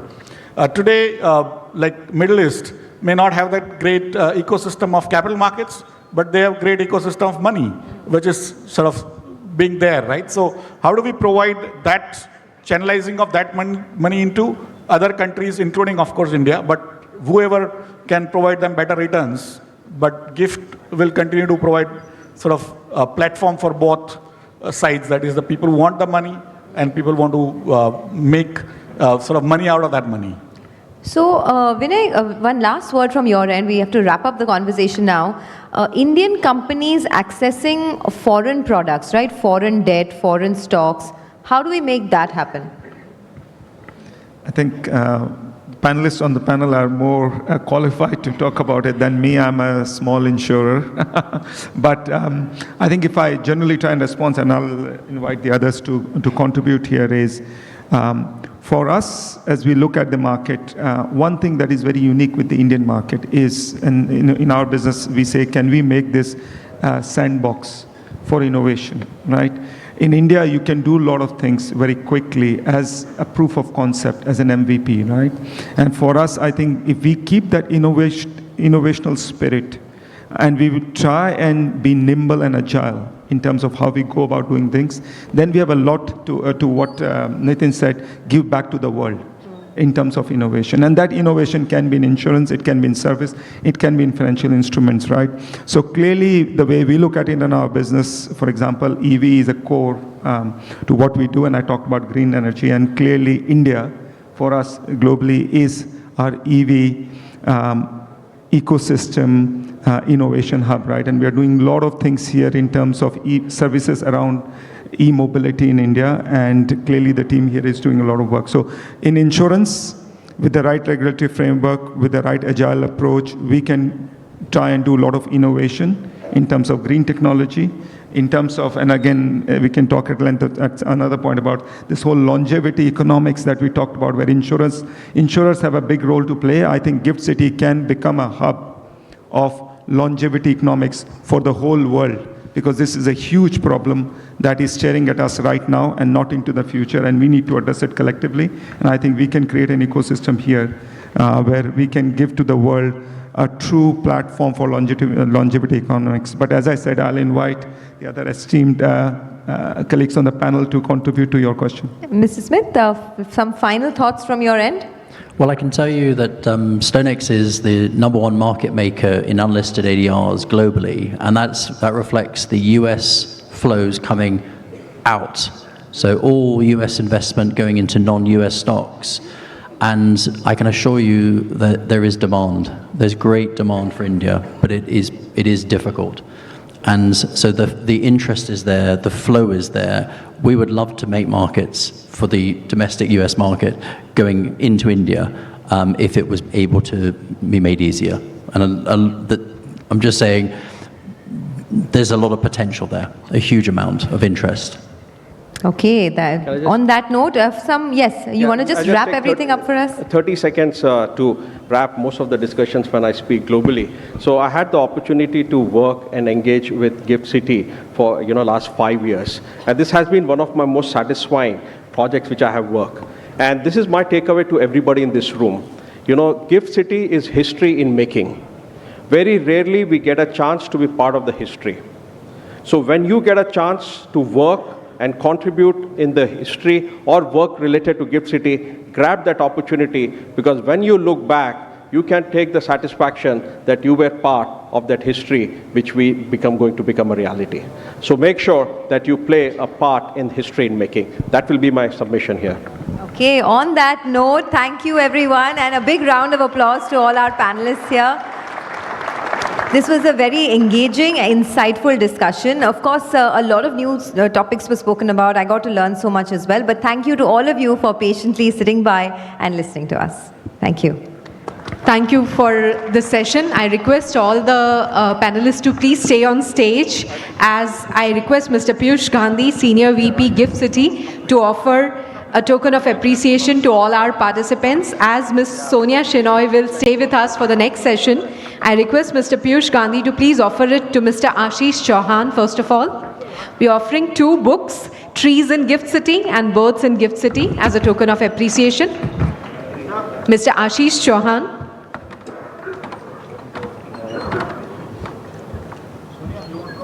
To Mr. Philip Smith.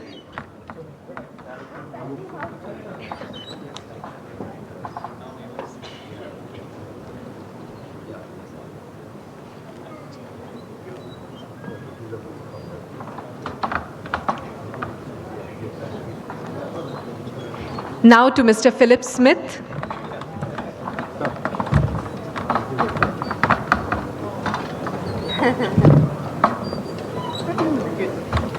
Mr. Vinay Surana.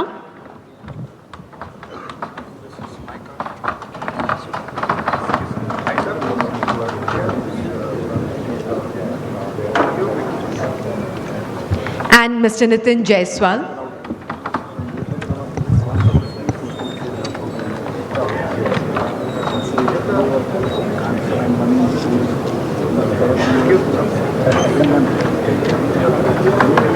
Thank you to all the panelists for a wonderful session. I request Ms. Sonia Shinoy to please stay on the dais as we begin with our next session. The right connect of tech and fin, emerging trends globally. Technology has become an integral part of our existence, interconnecting our lives with other people and businesses alike. It is hard to think of any aspect in our lives by excluding the technology which now powers it. This session will explore the role of GIFT City in fostering technologies across finance, insurance, agriculture, and others. I request the panelists for this session, Mr. Sharat Bulusu, Head Google Pay, Mr. Gaurav Sharma, Head IBM India Software Labs, Dr. Bhaskar Ghosh, CSO Accenture, Mr. Venkat Neelkantan, Global Head CRES Capgemini. I request all the panelists to please come up on the dais as we begin with our next session.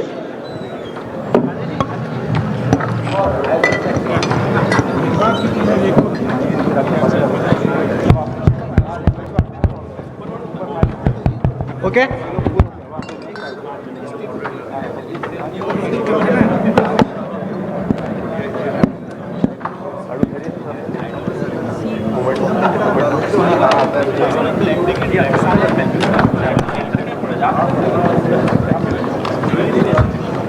We are privileged to announce that Honorable Chief Minister of Gujarat will be here in a while. His presence in this hall will grace the occasion.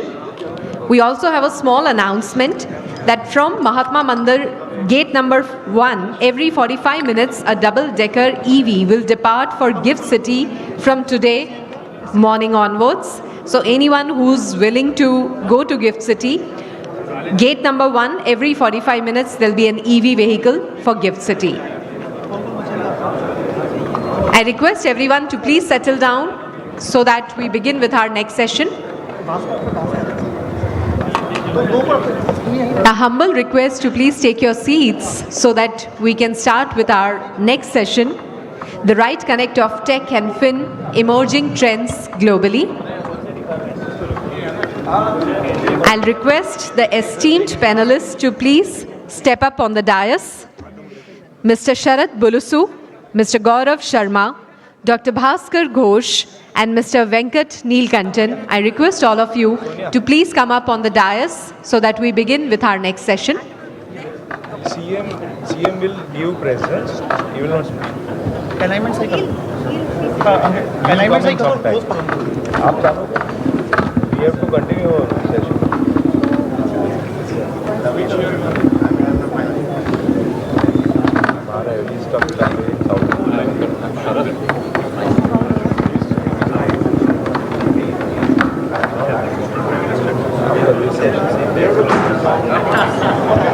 Requesting everyone to please take your seats.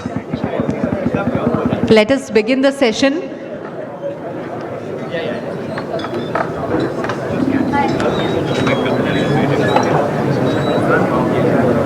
Let us begin with the session. I request Ms. Sonia Shinoy to begin the session, and I request everyone to please take their seats.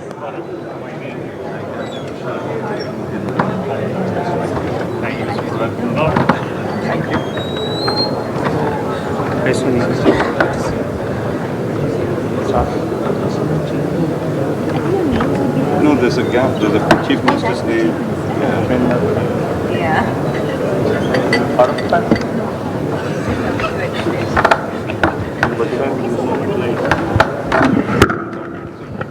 Everyone who's standing around, please take your seats.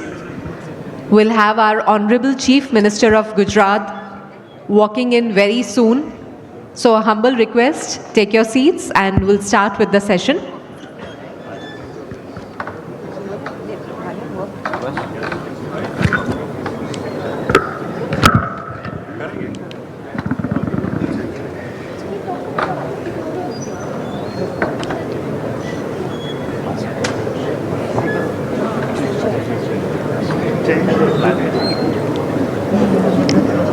Please be seated as we begin with the session. I request Ms. Sonia Shenoy to start with the panel discussion.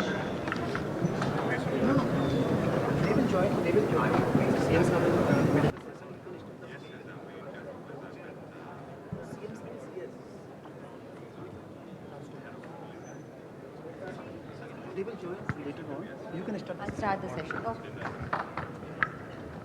One bottle. Should we move this there like?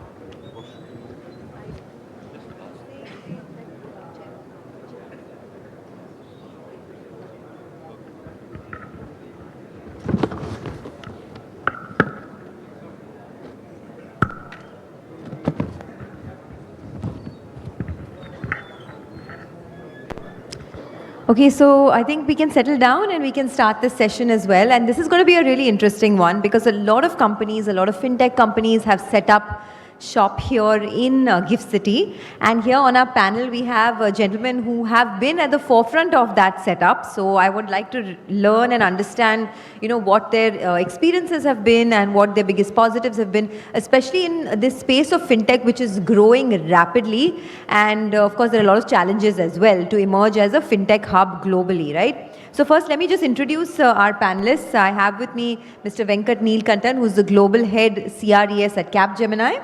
And then Mr. Bhaskar Ghosh of Accenture is also here with us. I have Mr. Gaurav Sharma, who's sitting right at the end over there. He's the head of IBM India Software. And Mr. Sharad Bulusu, who is the head of Google Pay. I hope I got all your names and last names right. Apologies if I didn't. Mr. Venkat, let me start with you, right? So Capgemini has set up an office here, and you have, of course, put a lot of those processes into place. Now, tell me a little bit about that. Then, of course, we'll get into the whole larger discussion of fintech and, Gift City, etc. But first, what has your own experience been so far? Thank you. Thank you, Sonia. So I think someone in the earlier panel said they were here 5 years ago. And I was here exactly 5 years ago. So I also had the opportunity to see that one building. Probably we were together when we were seeing that one building. And since then, it's been a phenomenal progress. And I did come here soon after COVID and probably early last year. We had presence in Gandhinagar, and we realized that it was important we identify a fresh location, a new opportunity for our colleagues to work with. And of course, COVID changed the way the office space had to be, redefined, the purpose got changed. And then we started conversing with some of our friends in the Gift City. And we found the right place at the right time.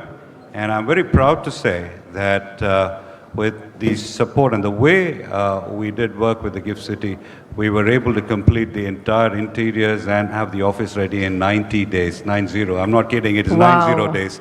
And we are ready to go live, and people will start moving in a week's time from today. So in 90 days, Capgemini set up their office in Gift City. So I'm sure first of all, a big round of applause to that. I think we're at par with a lot of our global peers, if not better, right? I think that answers the way we can do business. There's a lot of conversation about, ease of doing business, the way we can connect. This reflects the culture that you have a problem, you come, you talk to us, we'll work together and address it. I think that's way different. Okay, so that's the first big takeaway from me that companies like Capgemini are taking less than 3-4 months to set up their offices here. So definitely things are being made easy for business owners, for companies to set up here. Let me now get to Gaurav Sharma. Gaurav, just because you're sitting at the end of really far away, that doesn't mean I don't include you in the conversation. So start by telling me how your experience has been so far. And, of course, IBM has an office space here as well. Yeah. How has it been?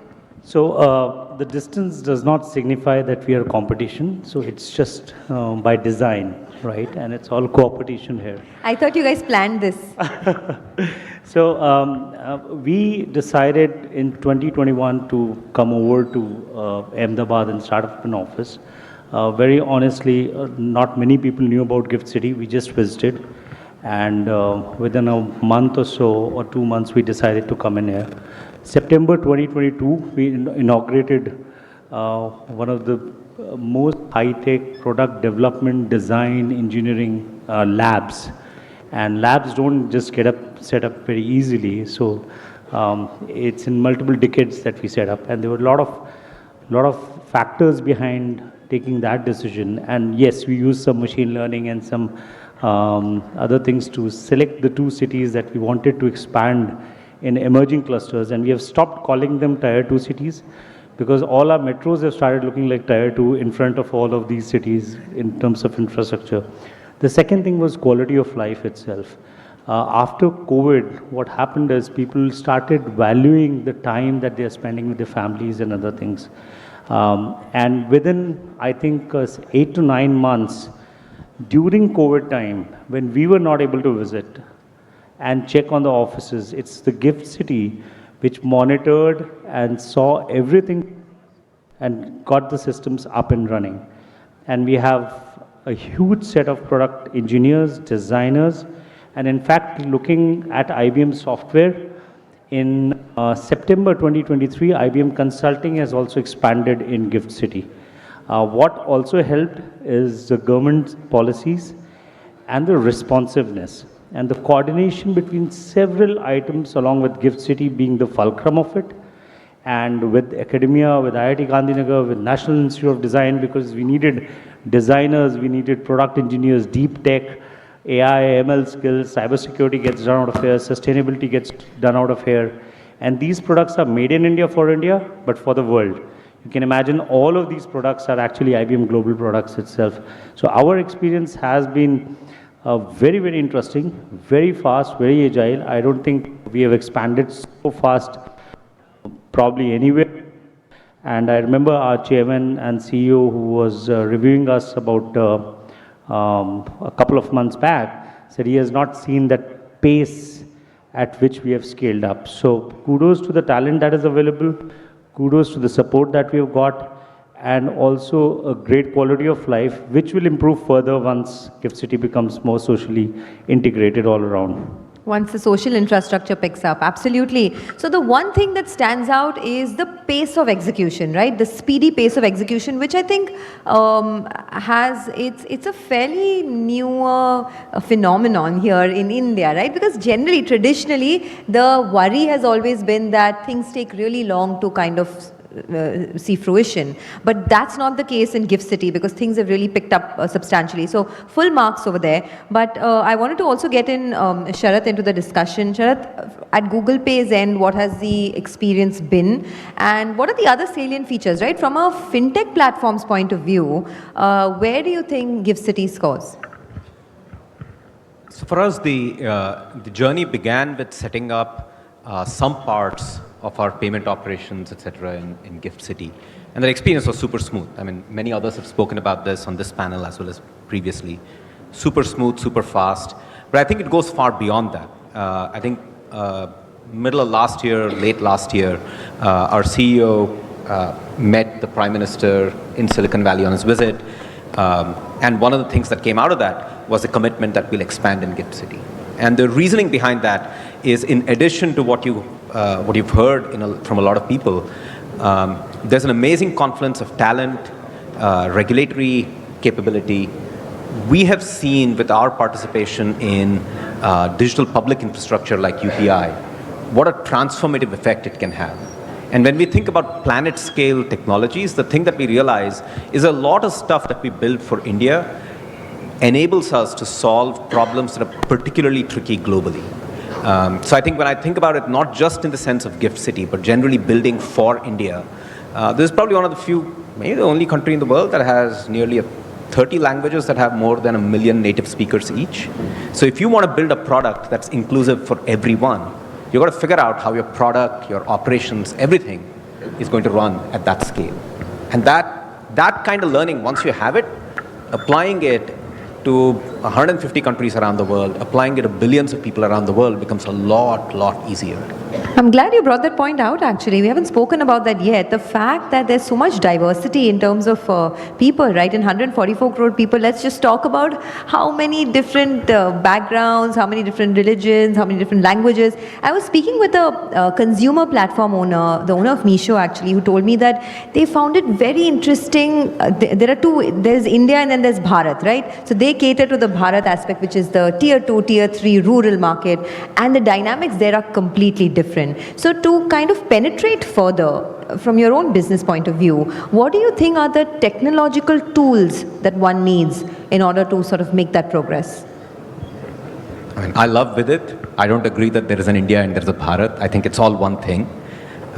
See, I'm sitting here speaking English. I grew up not less than 5 kilometers away from here. People have been talking about being here 5 years ago. 35 years ago, my brother, who's in the audience here, me and a bunch of friends, used to play cricket on the helipad that was here, because that was the one place we could take a hard cricket ball and play. Everywhere else, we had to play with a tennis ball, right? So the way I see it is we've grown up speaking different languages. We've grown up with friends from different backgrounds. And I mean, even friends that I've met in the last couple of days, everyone's life has taken different turns. I do think, though, the point about diversity is what stays. We can call it by different names. Sitting here today, I'll say India because I'm speaking in English. Gujarati mein baat karo to Bharat kahiye. I'll talk in Telugu, I'll say Bharat. It's just a question of figuring out how we solve for that diversity. So I think more specifically speaking, as someone who builds technical products, the kinds of problems I worry about are how do you cater to different languages? How do you cater to users who think about security online in very, very different ways? I mean, the audience here is probably quite tech savvy, right? Everybody here has got a smartphone, uses computers all day long. But I'm willing to bet that if we went across the room, we'll find the level of understanding of how to stay safe online varies even for this audience. Now, you want to get this to someone who's using a smartphone for the first time in their life, using it in a language that is not native to them. It's a tough challenge. And I think that is where design, technology, all of these come together. And the beauty of initiatives like this is you get to bring people from all of these different backgrounds into one place. And they enable you to create those products. Okay. Dr. Bhaskar Ghosh of Accenture is also here with us. What has your understanding been of the fintech growth that India has seen so far, right? And how platforms like and places like the Gift City, etc., can sort of facilitate that growth?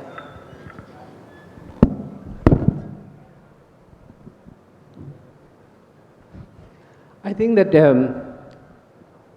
whole India as a technology platform is very strong. India's core technology backbone is now very strong. And India has proved that with that technology backbone which works at scale.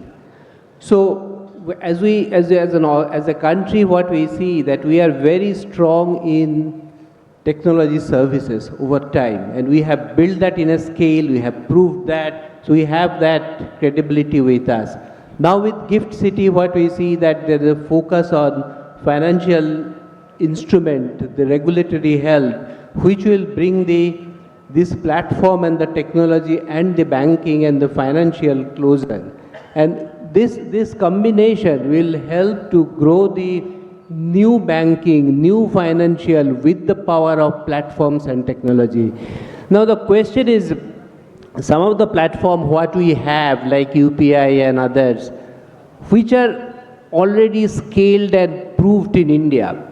Now the question is, can it go outside India? So we look at in two ways that I feel that when we talk about using outside India, it is about the two-way transaction from outside India. Maybe that is what will happen, over time. But apart from that, as a technology stack, I think the India technology stack is relevant for many, many countries. And over the time, this platform, this technology stack will be adopted across the globe. And I think Gift City will play a critical role in bringing this technology to the world. What are Accenture's plans in terms of, not just setting up in Gift City, but taking a sort of advantage of the technological advancements that are happening here? So, Accenture is in India for a long time, 20 plus years, and we are a large employer. We have more than 300,000 people. So we follow the talent.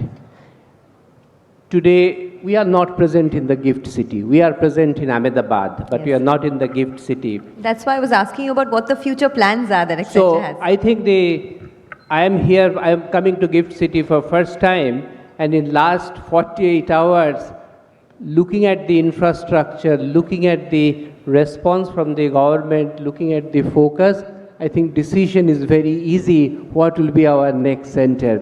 Only our team is here, they are talking to the ministers.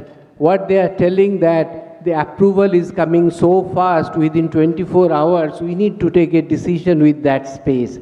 I think. Okay, so now we know where Accenture's next center is going to be, right? Right here in Gift City, the deal is done. But no, jokes apart, in the earlier panel, they were talking about how there is a financial infrastructure, there is a sort of technology infrastructure, and now there's a social infrastructure also being built, and that's crucial. I mean, you said you have lakhs of people here in India that work for Accenture. Do you think that this pickup in social infrastructure will give you a further incentive to set up here? So social infrastructure is absolutely essential. It's ultimately it will be people, and not all the people will come from the local geography. The people will move from the other parts of India to here. So now they will not come and settle over here if the infrastructure and the city infrastructure is not good. So that is extremely important for growing this technology services business. What we need is three things. What we need is talent, what we need is trust, what we need is technology.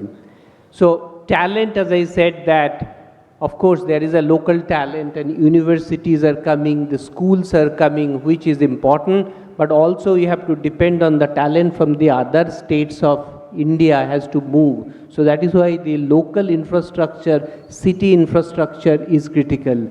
Second is the trust.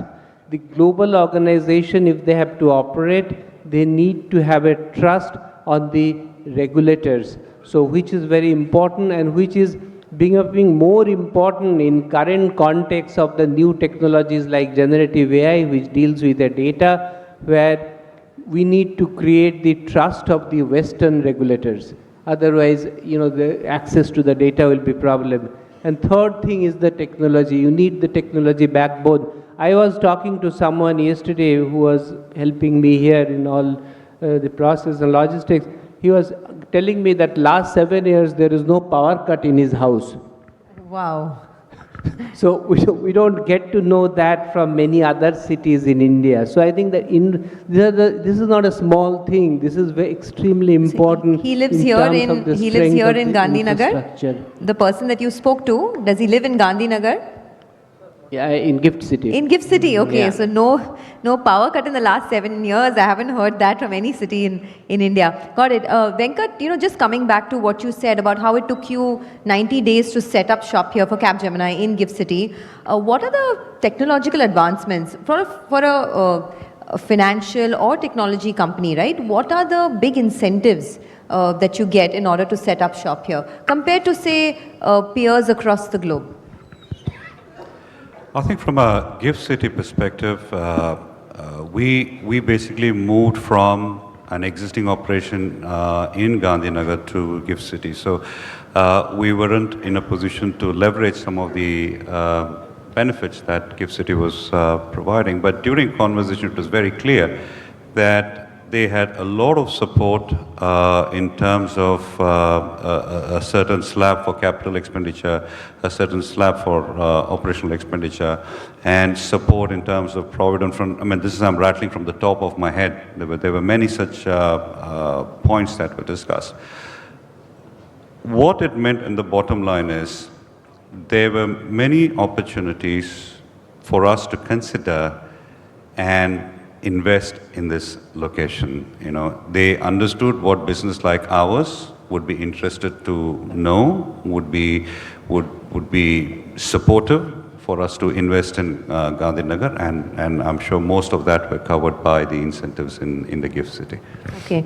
Sharath, you want to come in on this? Because at the end of the day, if one wants to set up here, we were discussing earlier, right? There's a big tax holiday that the Gift City has given, IFSC has provided as well to companies, to NBFCs, fintech companies setting up here. But there are other cost incentives that business owners look at as well. What would your thoughts be on this? And the way we see it is, in the long term, what matters more is Does getting set up here get us access to great infrastructure? Because at the end of the day, you want to build digital products, you want a lot of digital infrastructure. You want to employ a lot of people, you need physical infrastructure, social or otherwise. And can you attract the right kind of talent? And I think in varying ways, right? Over time, the types of incentives, whether financial or otherwise, will keep evolving. And I don't think they make as much of an impact on the decision as some of these other factors do. So for us, it's driven more by the fact that it gives us the opportunity to diversify in India, get a better talent pool, get a better infrastructure to build products. What about financing? Gaurav, you want to come in on that? Financing is also, has picked up quite a bit here in terms of just getting easy access to capital, a better financing structure as well, not just on the tax side, but I'm talking about, when you're putting manufacturing practices into place here. Right. What has your experience been? So if I look at it, the latest technologies which are coming out, whether it's Gen AI and other things, it does 3 or 4 things very significantly for the finance sector and BFM, basically banking and finance models. Firstly, higher productivity by automating a lot of tasks which are there, right? It actually strengthens cybersecurity, which is extremely essential for financial industry. It also enhances your risk management, which is another key area. And to grow their businesses, I think personalizing the customer experience, if I would categorize these 4 things, that would be amazing.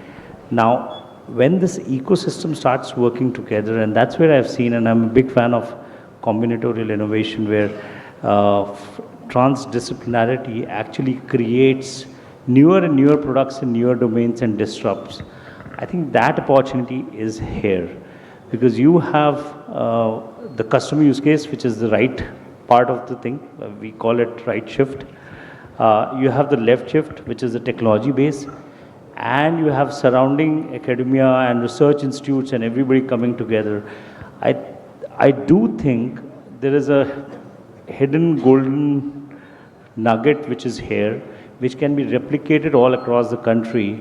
Because so far, all the innovations which are happening, especially in India, other than the UPI and the government where the fulcrum was there, Gift City can be that fulcrum to drive that in the technology sector itself. And then what we had in the previous panel is things going outbound as well in terms of both technology and innovations. So when we look at things, for example, I had a very simple three-point agenda when I came to Gift City. One was, will I be able to scale up at a speed in terms of capacity and talent, number one. Will I get good productivity outcomes, right? And we have seen the quality of life, the sense of purpose that people have. A lot of events Gift City does. Actually, I keep on getting photographs of all the events which are there. So people are getting a better quality of life, which is impacting productivity. And the third, where we need to work together with all our partners, because ecosystem is now not part of the strategy. Actually, ecosystem is the strategy, right? So when we start working together and Gift City becomes the fulcrum, you will see exponential change from outbound itself. So for me, it is made in India, but for the world. That is more important.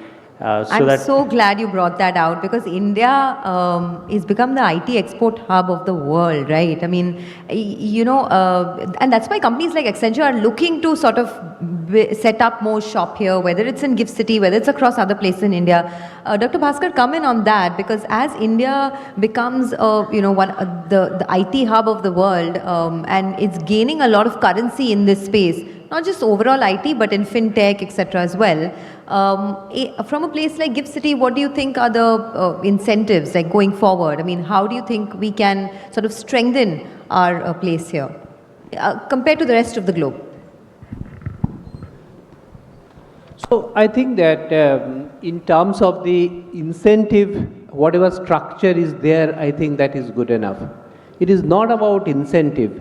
Now the way the whole services industry has evolved over last 20 years. In the past, people used to come to India for primarily cost, scale, quality and productivity. Those are the 4 things people used to expect. That is why they used to come. Today, when the world is coming to India to get the services, they are looking for the innovation. They are looking for intelligence, which is basically the tooling and the application of the technology in the new way of doing business.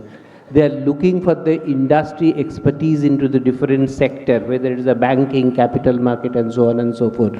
So I'll say that the tax incentives are important, but that is not the key differentiator.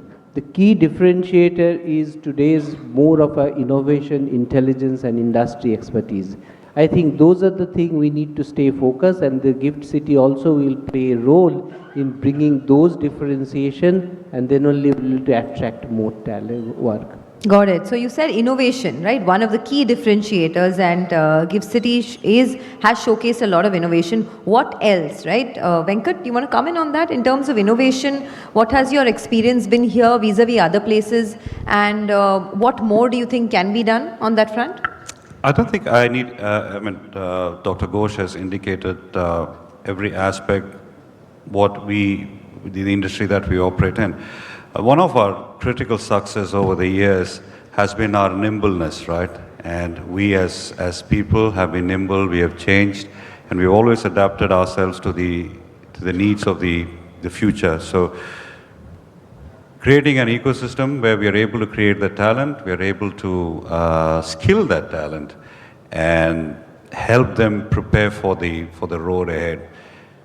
Make them aware of the sustainability, the importance of sustainability, right? A sustainable business. Make them aware as to what the consumers want, what the people on ground want, and a lot of good stuff is happening. So it's just having the right people on board, the human capital.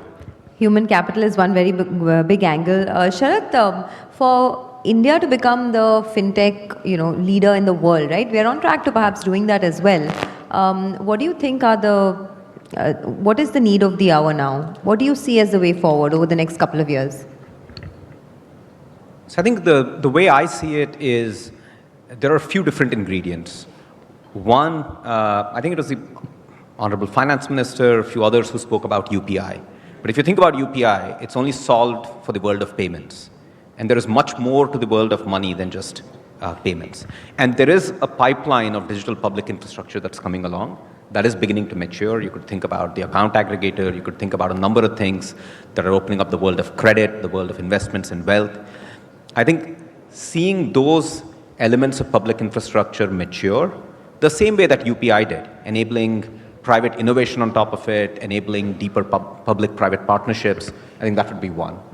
The second thing that I'd look for is regulatory clarity, and whether it is through mechanisms like a regulatory sandbox, create more space for innovation.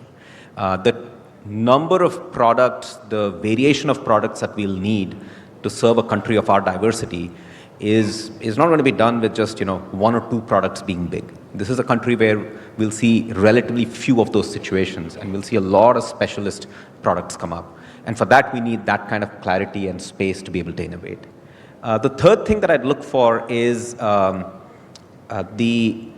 stability of being able to bring a more simplified, regulatory environment, the stability in the world of infrastructure, which in the past used to be a lot harder to assure in India. Now I think that's becoming a lot easier. So for someone to come in and say, I'm going to build something at scale, that confidence comes from the fact that, yes, this thing that I'm building on top of is going to continue existing for some time, and that I will evolve along with it. Stability, right? It's been a big talking point across our panels, actually. The fact that there is a lot of stability in terms of economic policy as well, a lot of stability. I remember earlier, about 5-10 years ago, getting land clearances was a huge issue. It used to be in the works for a long time, and derail business owners, etc. So a lot of those roadblocks have been cleared. Gaurav, you want to comment on that? For a business owner, a large conglomerate from across the globe, to be putting money to work here, Sharath spoke about certain things like stability, regulatory, issues being cleared, etc. Would you concur? And what else do you think has made that process a little more smoother? So I think the trust in the system has gone up tremendously, and one of the fundamental needs for anybody to be able to invest or to put their money or effort or anything is basically trust. So when you know there's stability and predictability. So I remember about maybe 10, 12 years back or maybe 15 years back, I read an article where people were not able to predict in India that to go 12 kilometers, how much time will it take, right? So whether it is 1 hour, 1.5 hours or 15 minutes. So global businesses see predictability and stability, right? In terms of regulations and everything. And no surprises, because the planning, although in technology you have a lot of surprises every 3 months now. However, at least in the operating model, we would like not to have surprises. And I think that has changed a lot. The trust in the system has gone up tremendously. The talent has gone up. And the third thing I'll tell you, the generation which is coming into the jobs now is really coming with a swag, right? And I think it has to do with our global standing. It has to do with how the leadership has projected us or how the growth has been. But it's a combination of all the things that I see a lot of confidence of in the younger generation. And even us when we go and stand forward in front of the world crowds. So I think all of that combination gives us that kind of an energy and motivation. It's a lot of the good work that the previous generation has also done, right? To set up things for them. Yeah, we are struggling. We can all agree to that we really set up things well for the next generation to sort of reap the benefits of it. But yeah, you want to come in, Doctor? I'll give a different perspective. Now, we have a set of rules and set of world order. And we have a very strong process, and rule, laws, which has built over time to create the trust. But what is going to happen in next 3 years, and it is going to happen, that all of technology will change with the emergence of artificial intelligence and especially generative AI. The ground rule of doing business will change. Our research shows that generative AI will impact 40% across all industries. It will impact 40% across all industries, where 20% there will be potential to automate, 20% there will be augmentation. That means the machine will work with human. But when I say the 40% is across all industry, that is average. There are industries like banking, capital market and insurance are on the top of the list, in which the potential impact is around 70%.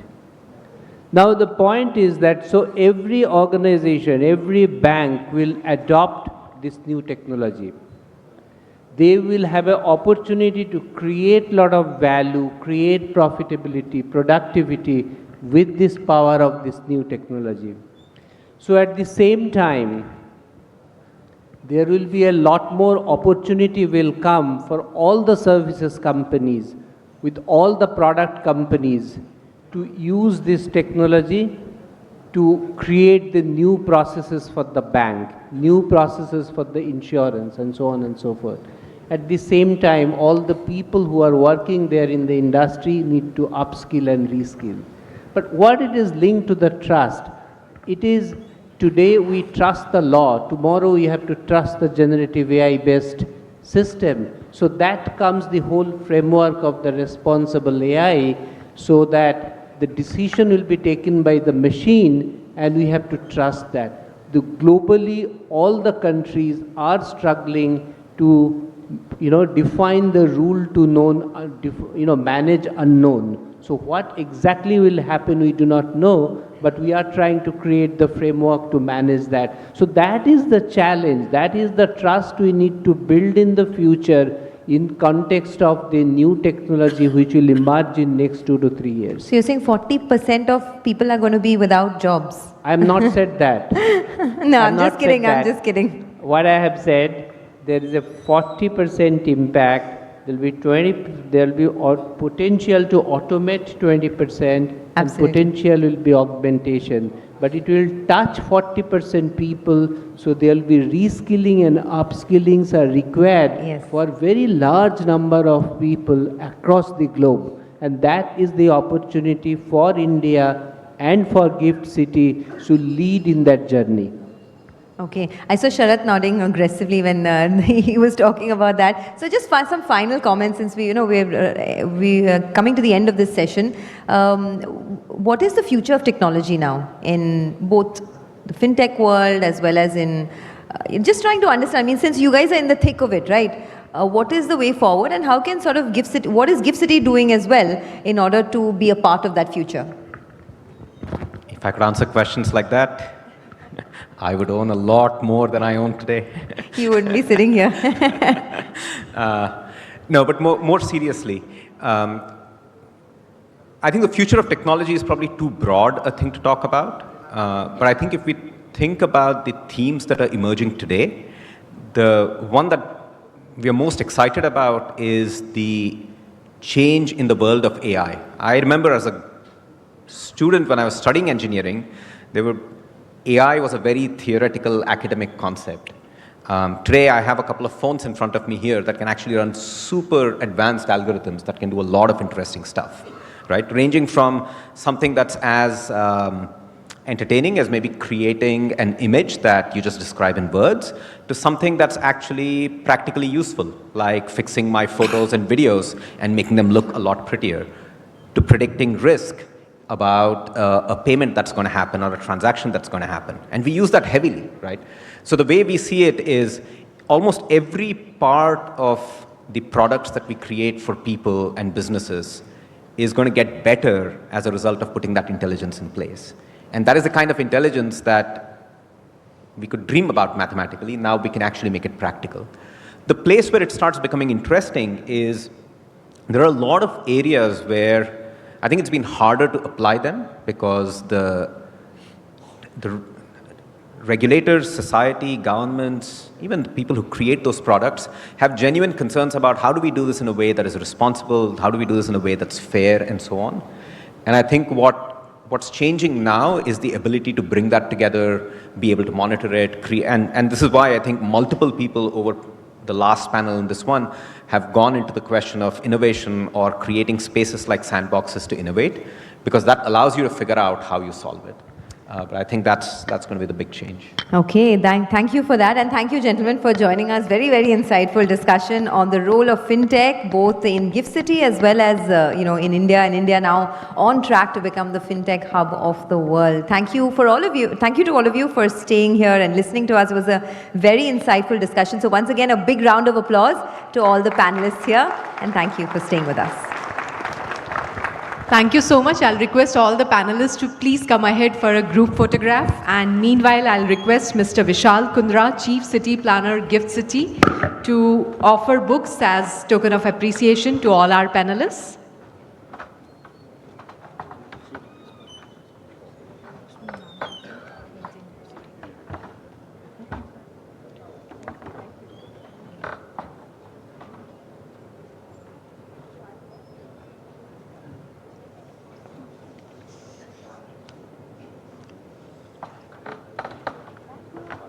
We have two books, Trees in Gift City and Birds in Gift City.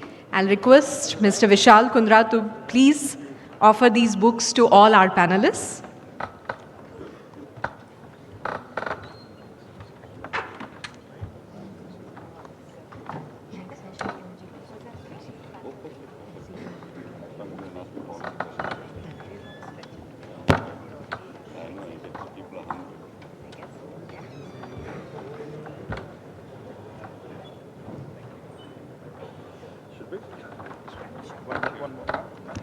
Thank you once again for an engaging and enriching session. We'll start with our next session, which talks about urban resilience, building sustainable and future-proof cities. And I'll request all the panelists to please come ahead on the dais. We'll also have Honorable Chief Minister of Gujarat coming in the hall and grace us on this occasion. I'll request everyone to please be seated as we start with our next session. With limited and dwindling resources on our planet, it has become even more important for us to adopt a sustainable approach to lives and businesses. As India has set out to be the global thought leader on preserving our environment for future generations and harnessing alternate sources of energy, it is crucial that the proof of the pudding is showcased to the world. I'll request the moderator for the session, Mr. Bimal Patel, President, Smt University, to please come ahead. I'll also request the esteemed panelists, Mr. Christopher Huesler, President, SNP Global Sustainable One, Mr. Abhishek Mangal Prabhat Lodha, MD and CEO Lodha Group, Mr. Jakshay Shah, Chairman, Quality Council of India, Mr. Kesar Parvez, CEO, Nucleus Office Parks, Blackstone Group. I request all of you to please come up on the dais. We'll start with the session on urban resilience, building sustainable and future-proof city. I'll request everyone standing to please be seated so that we can start with our session without wasting any time. A humble request to everyone standing. We can have our chit-chat immediately after the session as we break for lunch. So let us not waste time and start with the session.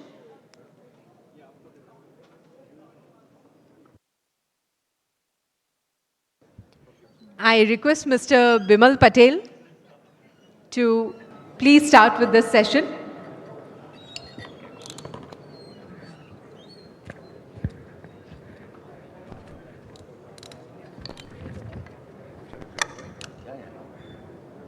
Good afternoon, everybody.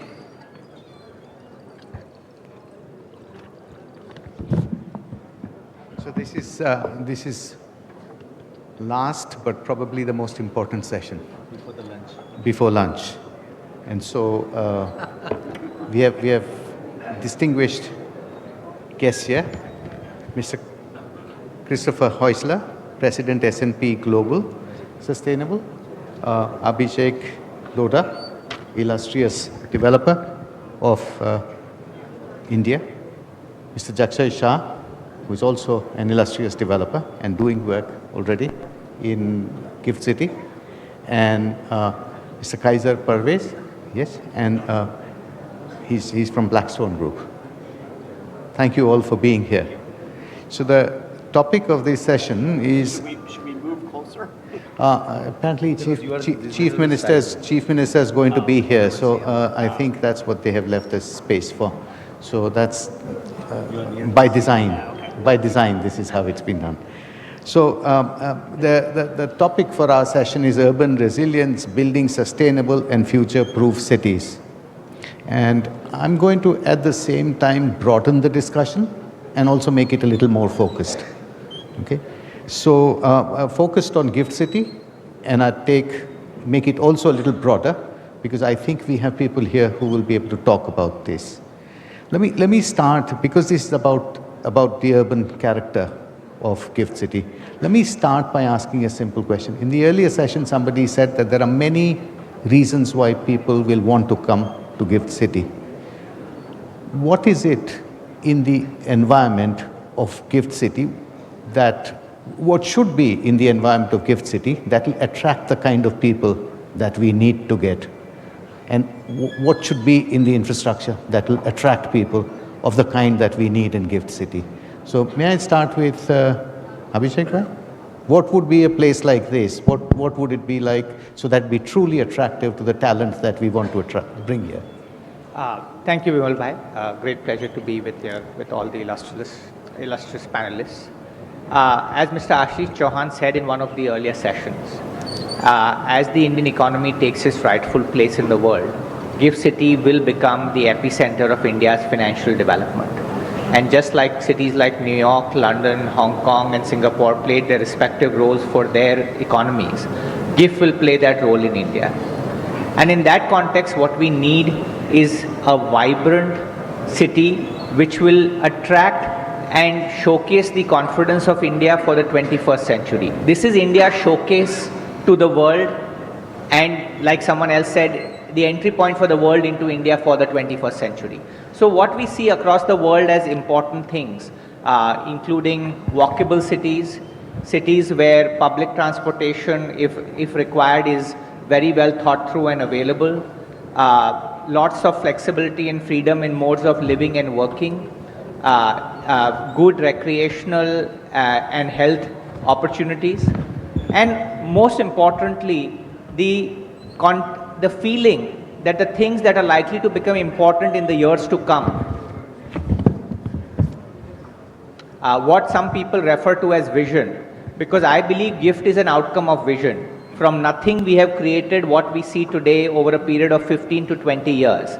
But now we have the things in place, and we believe that GIFT will have the vision, whether it comes in the context of the quality of the built space, whether it comes in terms of the administration, whether in terms of sustainability, that will take GIFT to a level which will enable it to compete with some of the names which were mentioned earlier.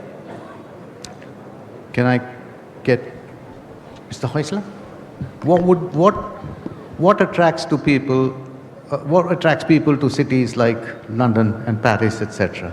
What would be in the environment here that would make it attractive, equivalently attractive? Yeah, thank you for the question, and thank you for having me participate. There's a few words that come to mind when I think about Gift City. One is opportunity. And I think opportunity is what so many people have highlighted in all the conversations and what I've heard in the previous panels. The flexibility, the opportunity, the reliability, sustainability, and the commitment that the government has made to make it work. The level of commitment, the engagement, the willingness to be flexible, to listen to business, is something that I think will make it incredibly attractive for companies to consider Gift City. I also think that the people want to be drawn into the new opportunity, and I think the flexibility and the actual environment that is being created is conducive to a great workspace for people. You bring the best talent, you bring resources, you actually create a feeder system of, through the university that is going to provide opportunity for talent to be developed. I think those are all drivers for this. Okay. I had the benefit of a tour earlier in just the sustainability. And I think we've seen so many people, especially as we're hiring, new talent want to be part of an organization, want to be part of an infrastructure that is sustainable. And, I think Gift City brings a lot of that. And it'll be a great place to not only, say, import talent into India, but actually, we talked about last night in the roundtable with the Honorable Prime Minister, we talked about the opportunity to actually be an exporter. So using it as a model to export from India to others. So I think it's a great place to start. Okay. Mr. Parvez, can we get... If you could focus a little more on the kind of environment and the quality of environment. Sure. Sustainability is very key, but what else? I think what will attract young Indians to come to Gift City? And thank you so much, Milbhai, for having me here. And let me represent the question more from an investment and an asset management perspective also. One of the reasons why, from Blackstone owns a fair bit of real estate in the country, and one of the reasons why we thought of Gift City as one of the very natural options is, while India takes up a big stage in the world economy, while India is on its way to become the third largest economy, India is also the office to the world. And in many ways, you need spaces like Gift City, much alike Bangalore and the other parts of the country, which is scalable, much more scalable, very well planned. Gift City is, in one way, is a great example of urban resilience, where you have planned a city in such a forward-looking manner that whatever tectonic shifts may come in terms of climate, in terms of social shifts, in terms of demographics, but the city is prepared for almost all the seasons. Right? So the scalability, the availability of the talent, and a very forward-looking approach to city planning was one of the reasons why we think that this was just the right place to be in. Okay, thank you very much. Chakshay. First of all, thank you so much, Gift MD Tapan Ray sir, Adia sir and Mukesh Puri sir and all Gift Authority for having me here. But I can vouch because I am probably one of the first and one of the biggest developer who has worked and under construction 4 million square feet. And I can proudly say that I have not even met any single officers for my file work. तो हिंदी में बोलते हैं कि किसी को चाय नहीं पिलाई है, but instead मैंने चाय पिया है. So that's the environment, ease of doing business Gift today, where there is every permissions on the table. You have NA, environment, airport, town planning, whatever you need is one place, a single window, truly single window, जो हम बार-बार India में we are just screaming around. That's we are seeing, experiencing in last 1 decade. Number 2, the cutting edge sustainability environment. You and everyone have seen, but it is now up and running. So sustainability, I am no hesitant to say that I have not seen in Singapore, Hong Kong, in a one place in gated community also. That kind of cutting edge infrastructure Gift has. Third important plan, of course, the plan, but with the financial inclusion. The city have economic drivers. It's not like Lavasa, it's not like Amravati, they politically fail. It's truly with the financial conclusion, the economic drivers city has sustained and thriving now. So for a developer, for a business, for a technocrat, and a walk to work, like the last thing is quality of life.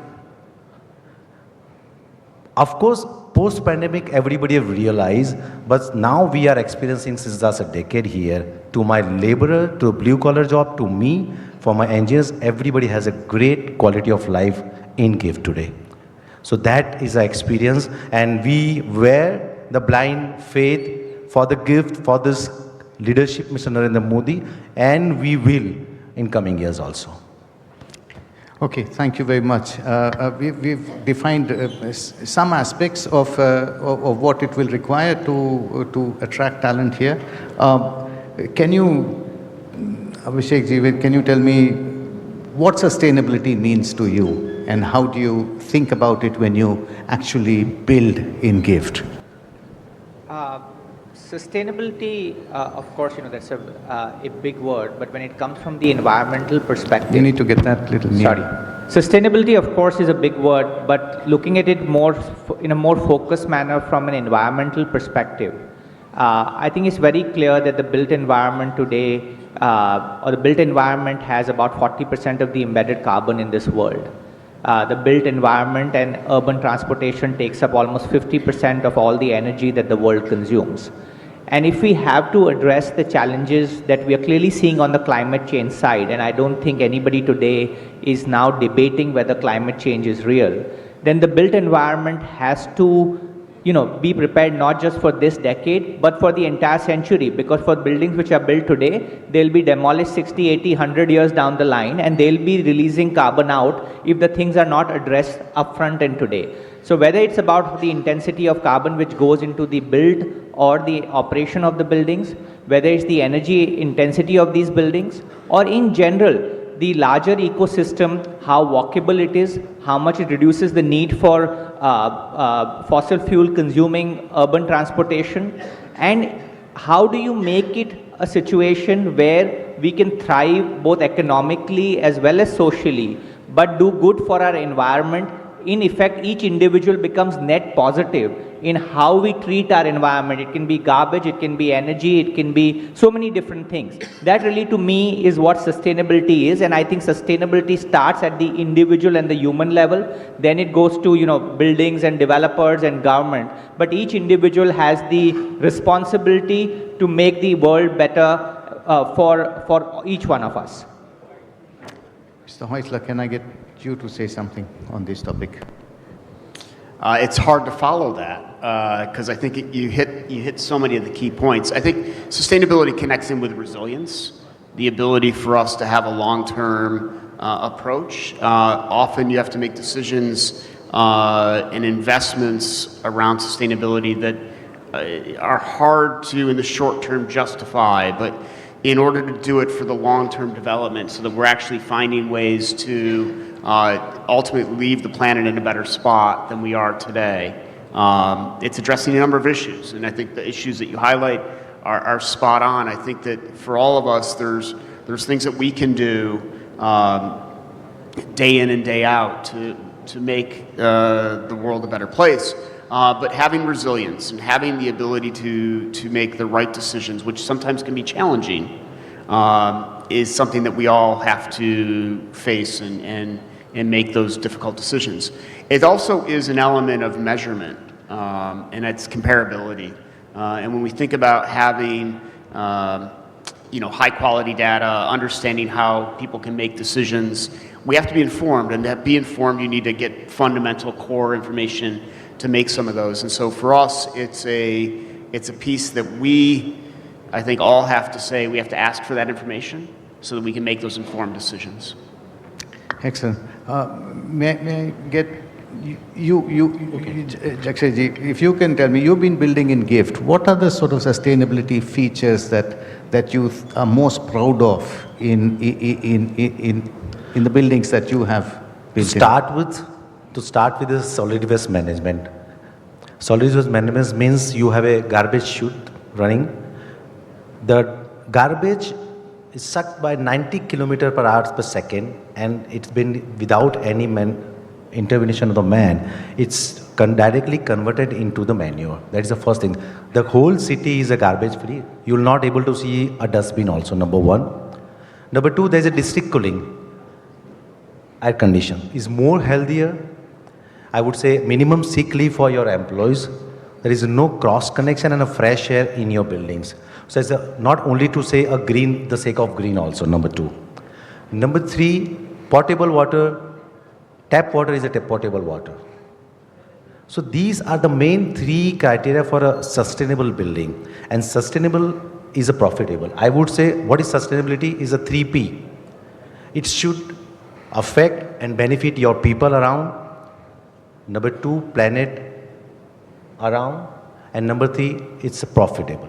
Profitable, of course, for you, for your building your brand, because we proudly say the wealth is ours, not the nature. And we leave our footmark on earth for 100 years for the building. That sensitivity we actually practice, I think.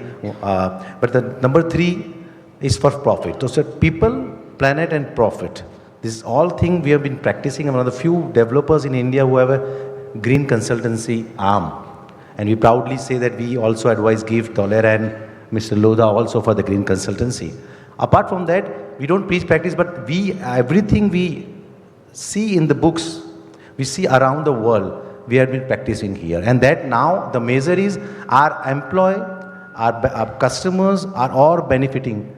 And we give him a return that 28 to 30% electrical bill efficiency you have with the normal, other than the normal electricity fuel efficiency. That's quite remarkable. Parvez, I'm going to get back to you in a minute, but first let me get, since the topic is relevant for buildings, etc., Abhishekji, if you could say, what more sort of features, sustainability features would you like, can be put into buildings and that you're not building in GIFT right now? We're not yet building in Yes, GIFT, no. So what more would you say? And I'd like you to extend the discussion a little bit to what you would see in public services. You already said a few things about that, but maybe. So our belief is that sustainability, you can overachieve in a manner which you don't expect. For example, we as a company set a goal to be net zero on carbon emissions, scope 1 and scope 2 by 2035. We'll be net zero on scope 1 and scope 2 in 2024, this year. So when you start and you believe this is the right thing to do, then, I think the opportunities that the government has enabled today in India are far better than even in the developed world. So when it comes to what we are doing with what GIFT City can do or should do, obviously there are experts who will tell about, and you have great consulting and experts that, for example, Savvy has. But but really the idea has to be that not only does every new building in GIFT have to have a particular level of LEED accreditation or similar, but realistically we need to take a conventional building and say that our energy consumption and our embedded carbon should be down from anywhere from 30 to 50% from a conventional building. GIFT is an outcome of a vision. When there was nothing, so much has been created. And I think we need to now imbibe a sustainability vision into what is going to be built in GIFT henceforth. And I know very much, given the great administration and the amazing leadership, that GIFT will be able to set a new benchmark for sustainable buildings and the sustainable built environment for India in the years to come. Thank you very much, Parvezi, if you could. Certainly. For us, sustainability, much in line with what Mr. Lodha said, is about two things. It's about commitment and responsibility. So, starting from our global mandate, every time we invest in any asset, every time we buy any asset, within 3 years, we need to ensure against any investment to bring down the carbon emission by 15% year on year. Now, that's a mandate for each and every asset we buy across the country under whatever circumstances. We have seen sustainability becoming a subject matter while it used to be a vitamin, which was a good to have situation, but now it has almost become a painkiller. It is a situation where you can't do without. It has moved out of the boardrooms. For us, particularly in the commercial real estate environment, the way we use energy in the buildings is one of the biggest inflection points of how we can really promote sustainability in our buildings. The way we look at energy, from using energy to using energy efficiently, is something what we absolutely espouse for in our buildings and in our investments. Thank you. I just want to, GIFT is grown out of a vision of the Prime Minister to start with, and it's become a reality here.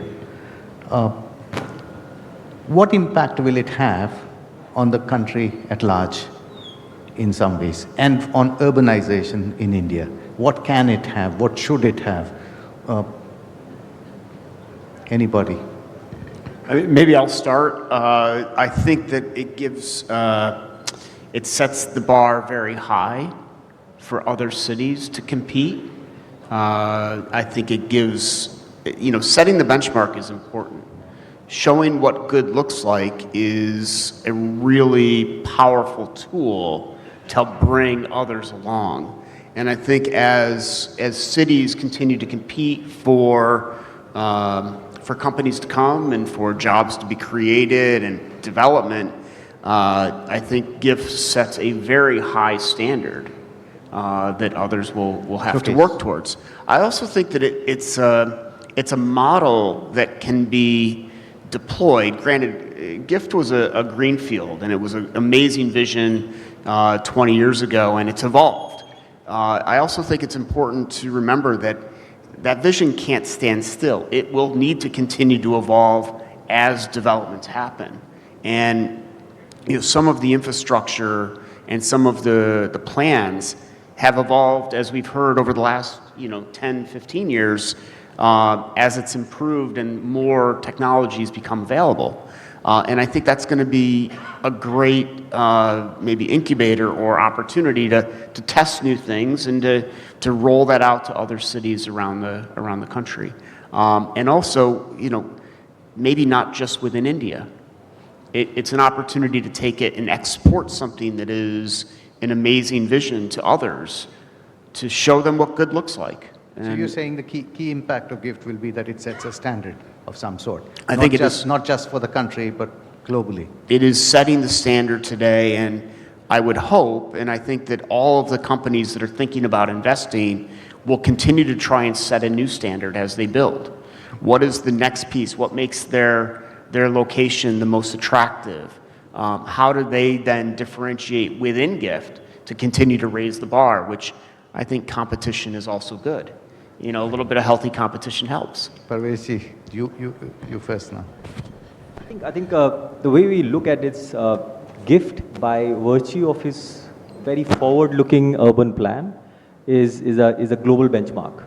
like if you just look at some of the salient features, the amount of green spaces which the phase 1 of GIFT has as compared to any other financial center or any other city is in itself a huge benchmark. The whole innovation in terms of district cooling, right? Those are benchmarks which Indian cities and newly developed cities have not seen. In some ways, these are the benchmarks which I think all the other cities and all the other buoyant cities will find a long time to come up to the curve for, right? So I think GIFT has done a marvelous job, particularly in the earlier conversation I heard, the whole idea of the Honorable Prime Minister on creating a platform for carbon credits.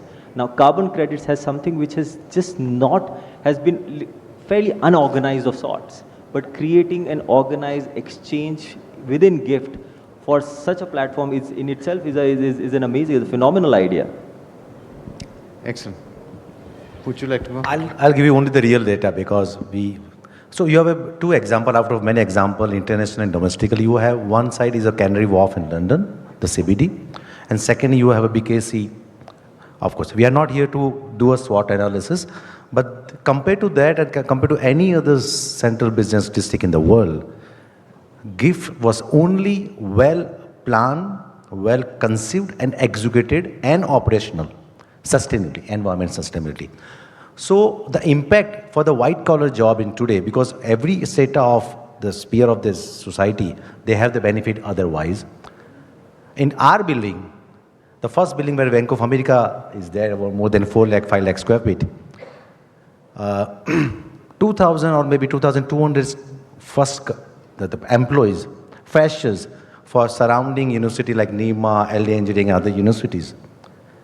The first starting salary is 70,000 rupees. What on earth in Gujarat, we have seen this. So this is a direct impact for only a one building, and then we have 20,000 people.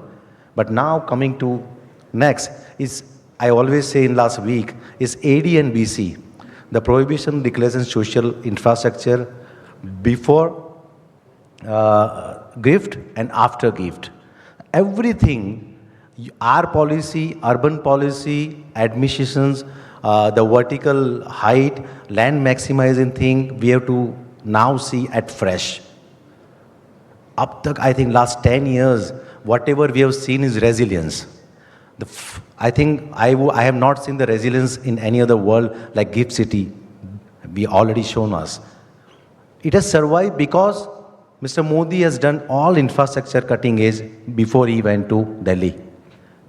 And now it is operational. This all 95% of the 98% of the infrastructure he has already done when he was Chief Minister. So now the sustainability impact is only this benchmark. After this social life, social evening, we have to see at fresh. Once upon a time, I can tell you, for 1,000 square feet, I was coming from Ahmedabad to GIFT with my sales marketing guy for 10 times. And according to that, we all were planning our 2 lakh square feet, 2.5 lakh square feet, maximizing 2 FSI, 4 FSI. Now you have to think, you are already giving 15, you have to think more now. We have to maximize more. That we are saying that you can sell sky, not the land, the fertile land. And that's how we can create the open spaces because of the vertical height. Okay. And I hope that continues. We're going to let you have the last word because I think we have gone over. So I think the great financial centers of the world have magnetism, they have buzz. People want to be there because they're amazing places to be. They of course have financial works, but they have so much more. And I think in the next 5 to 10 years, that's what GIFT should become or needs to become. A magnet where people want to come because it's such an amazing place to be. They can come for an evening, they can come to live there for their whole life or something in between. And because the convening power of financial centers is so big, then the rest of India will learn. Once GIFT becomes a magnet, many more people will come, they will see, and then they will learn, and it will, be duplicated or multiplied many times over. So I request the administration at GIFT now to see how we can take all that we have, but really make it on par with the big global financial centers in terms of magnetism and attractiveness. That's well summed up.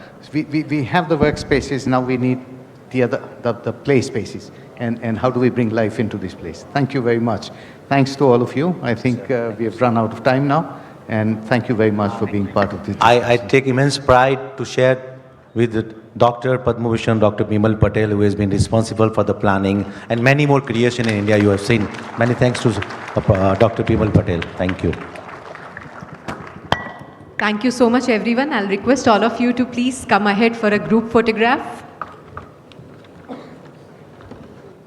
And I'll request Mr. K.L. Tejani from Gift City to please present books to all our eminent panelists.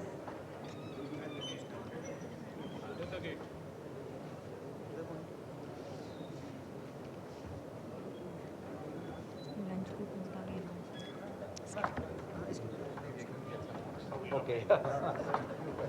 Thank you. You're first. No, he's first. Thank you. Oh, good. Okay. Okay. Thank you. No need to do that.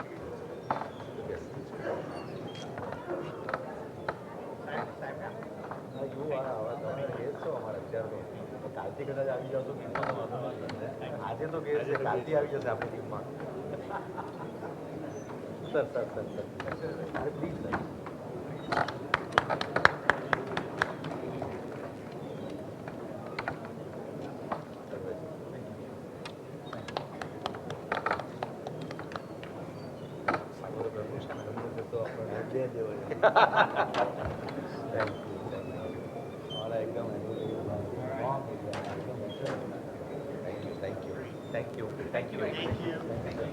Thank you so much for such a wonderful time, everyone. We offer our heartfelt thanks to all the panelists, eminent dignitaries, and ladies and gentlemen for your insightful sessions. We look forward to flying higher as we progress towards Viksit Bharat 2047.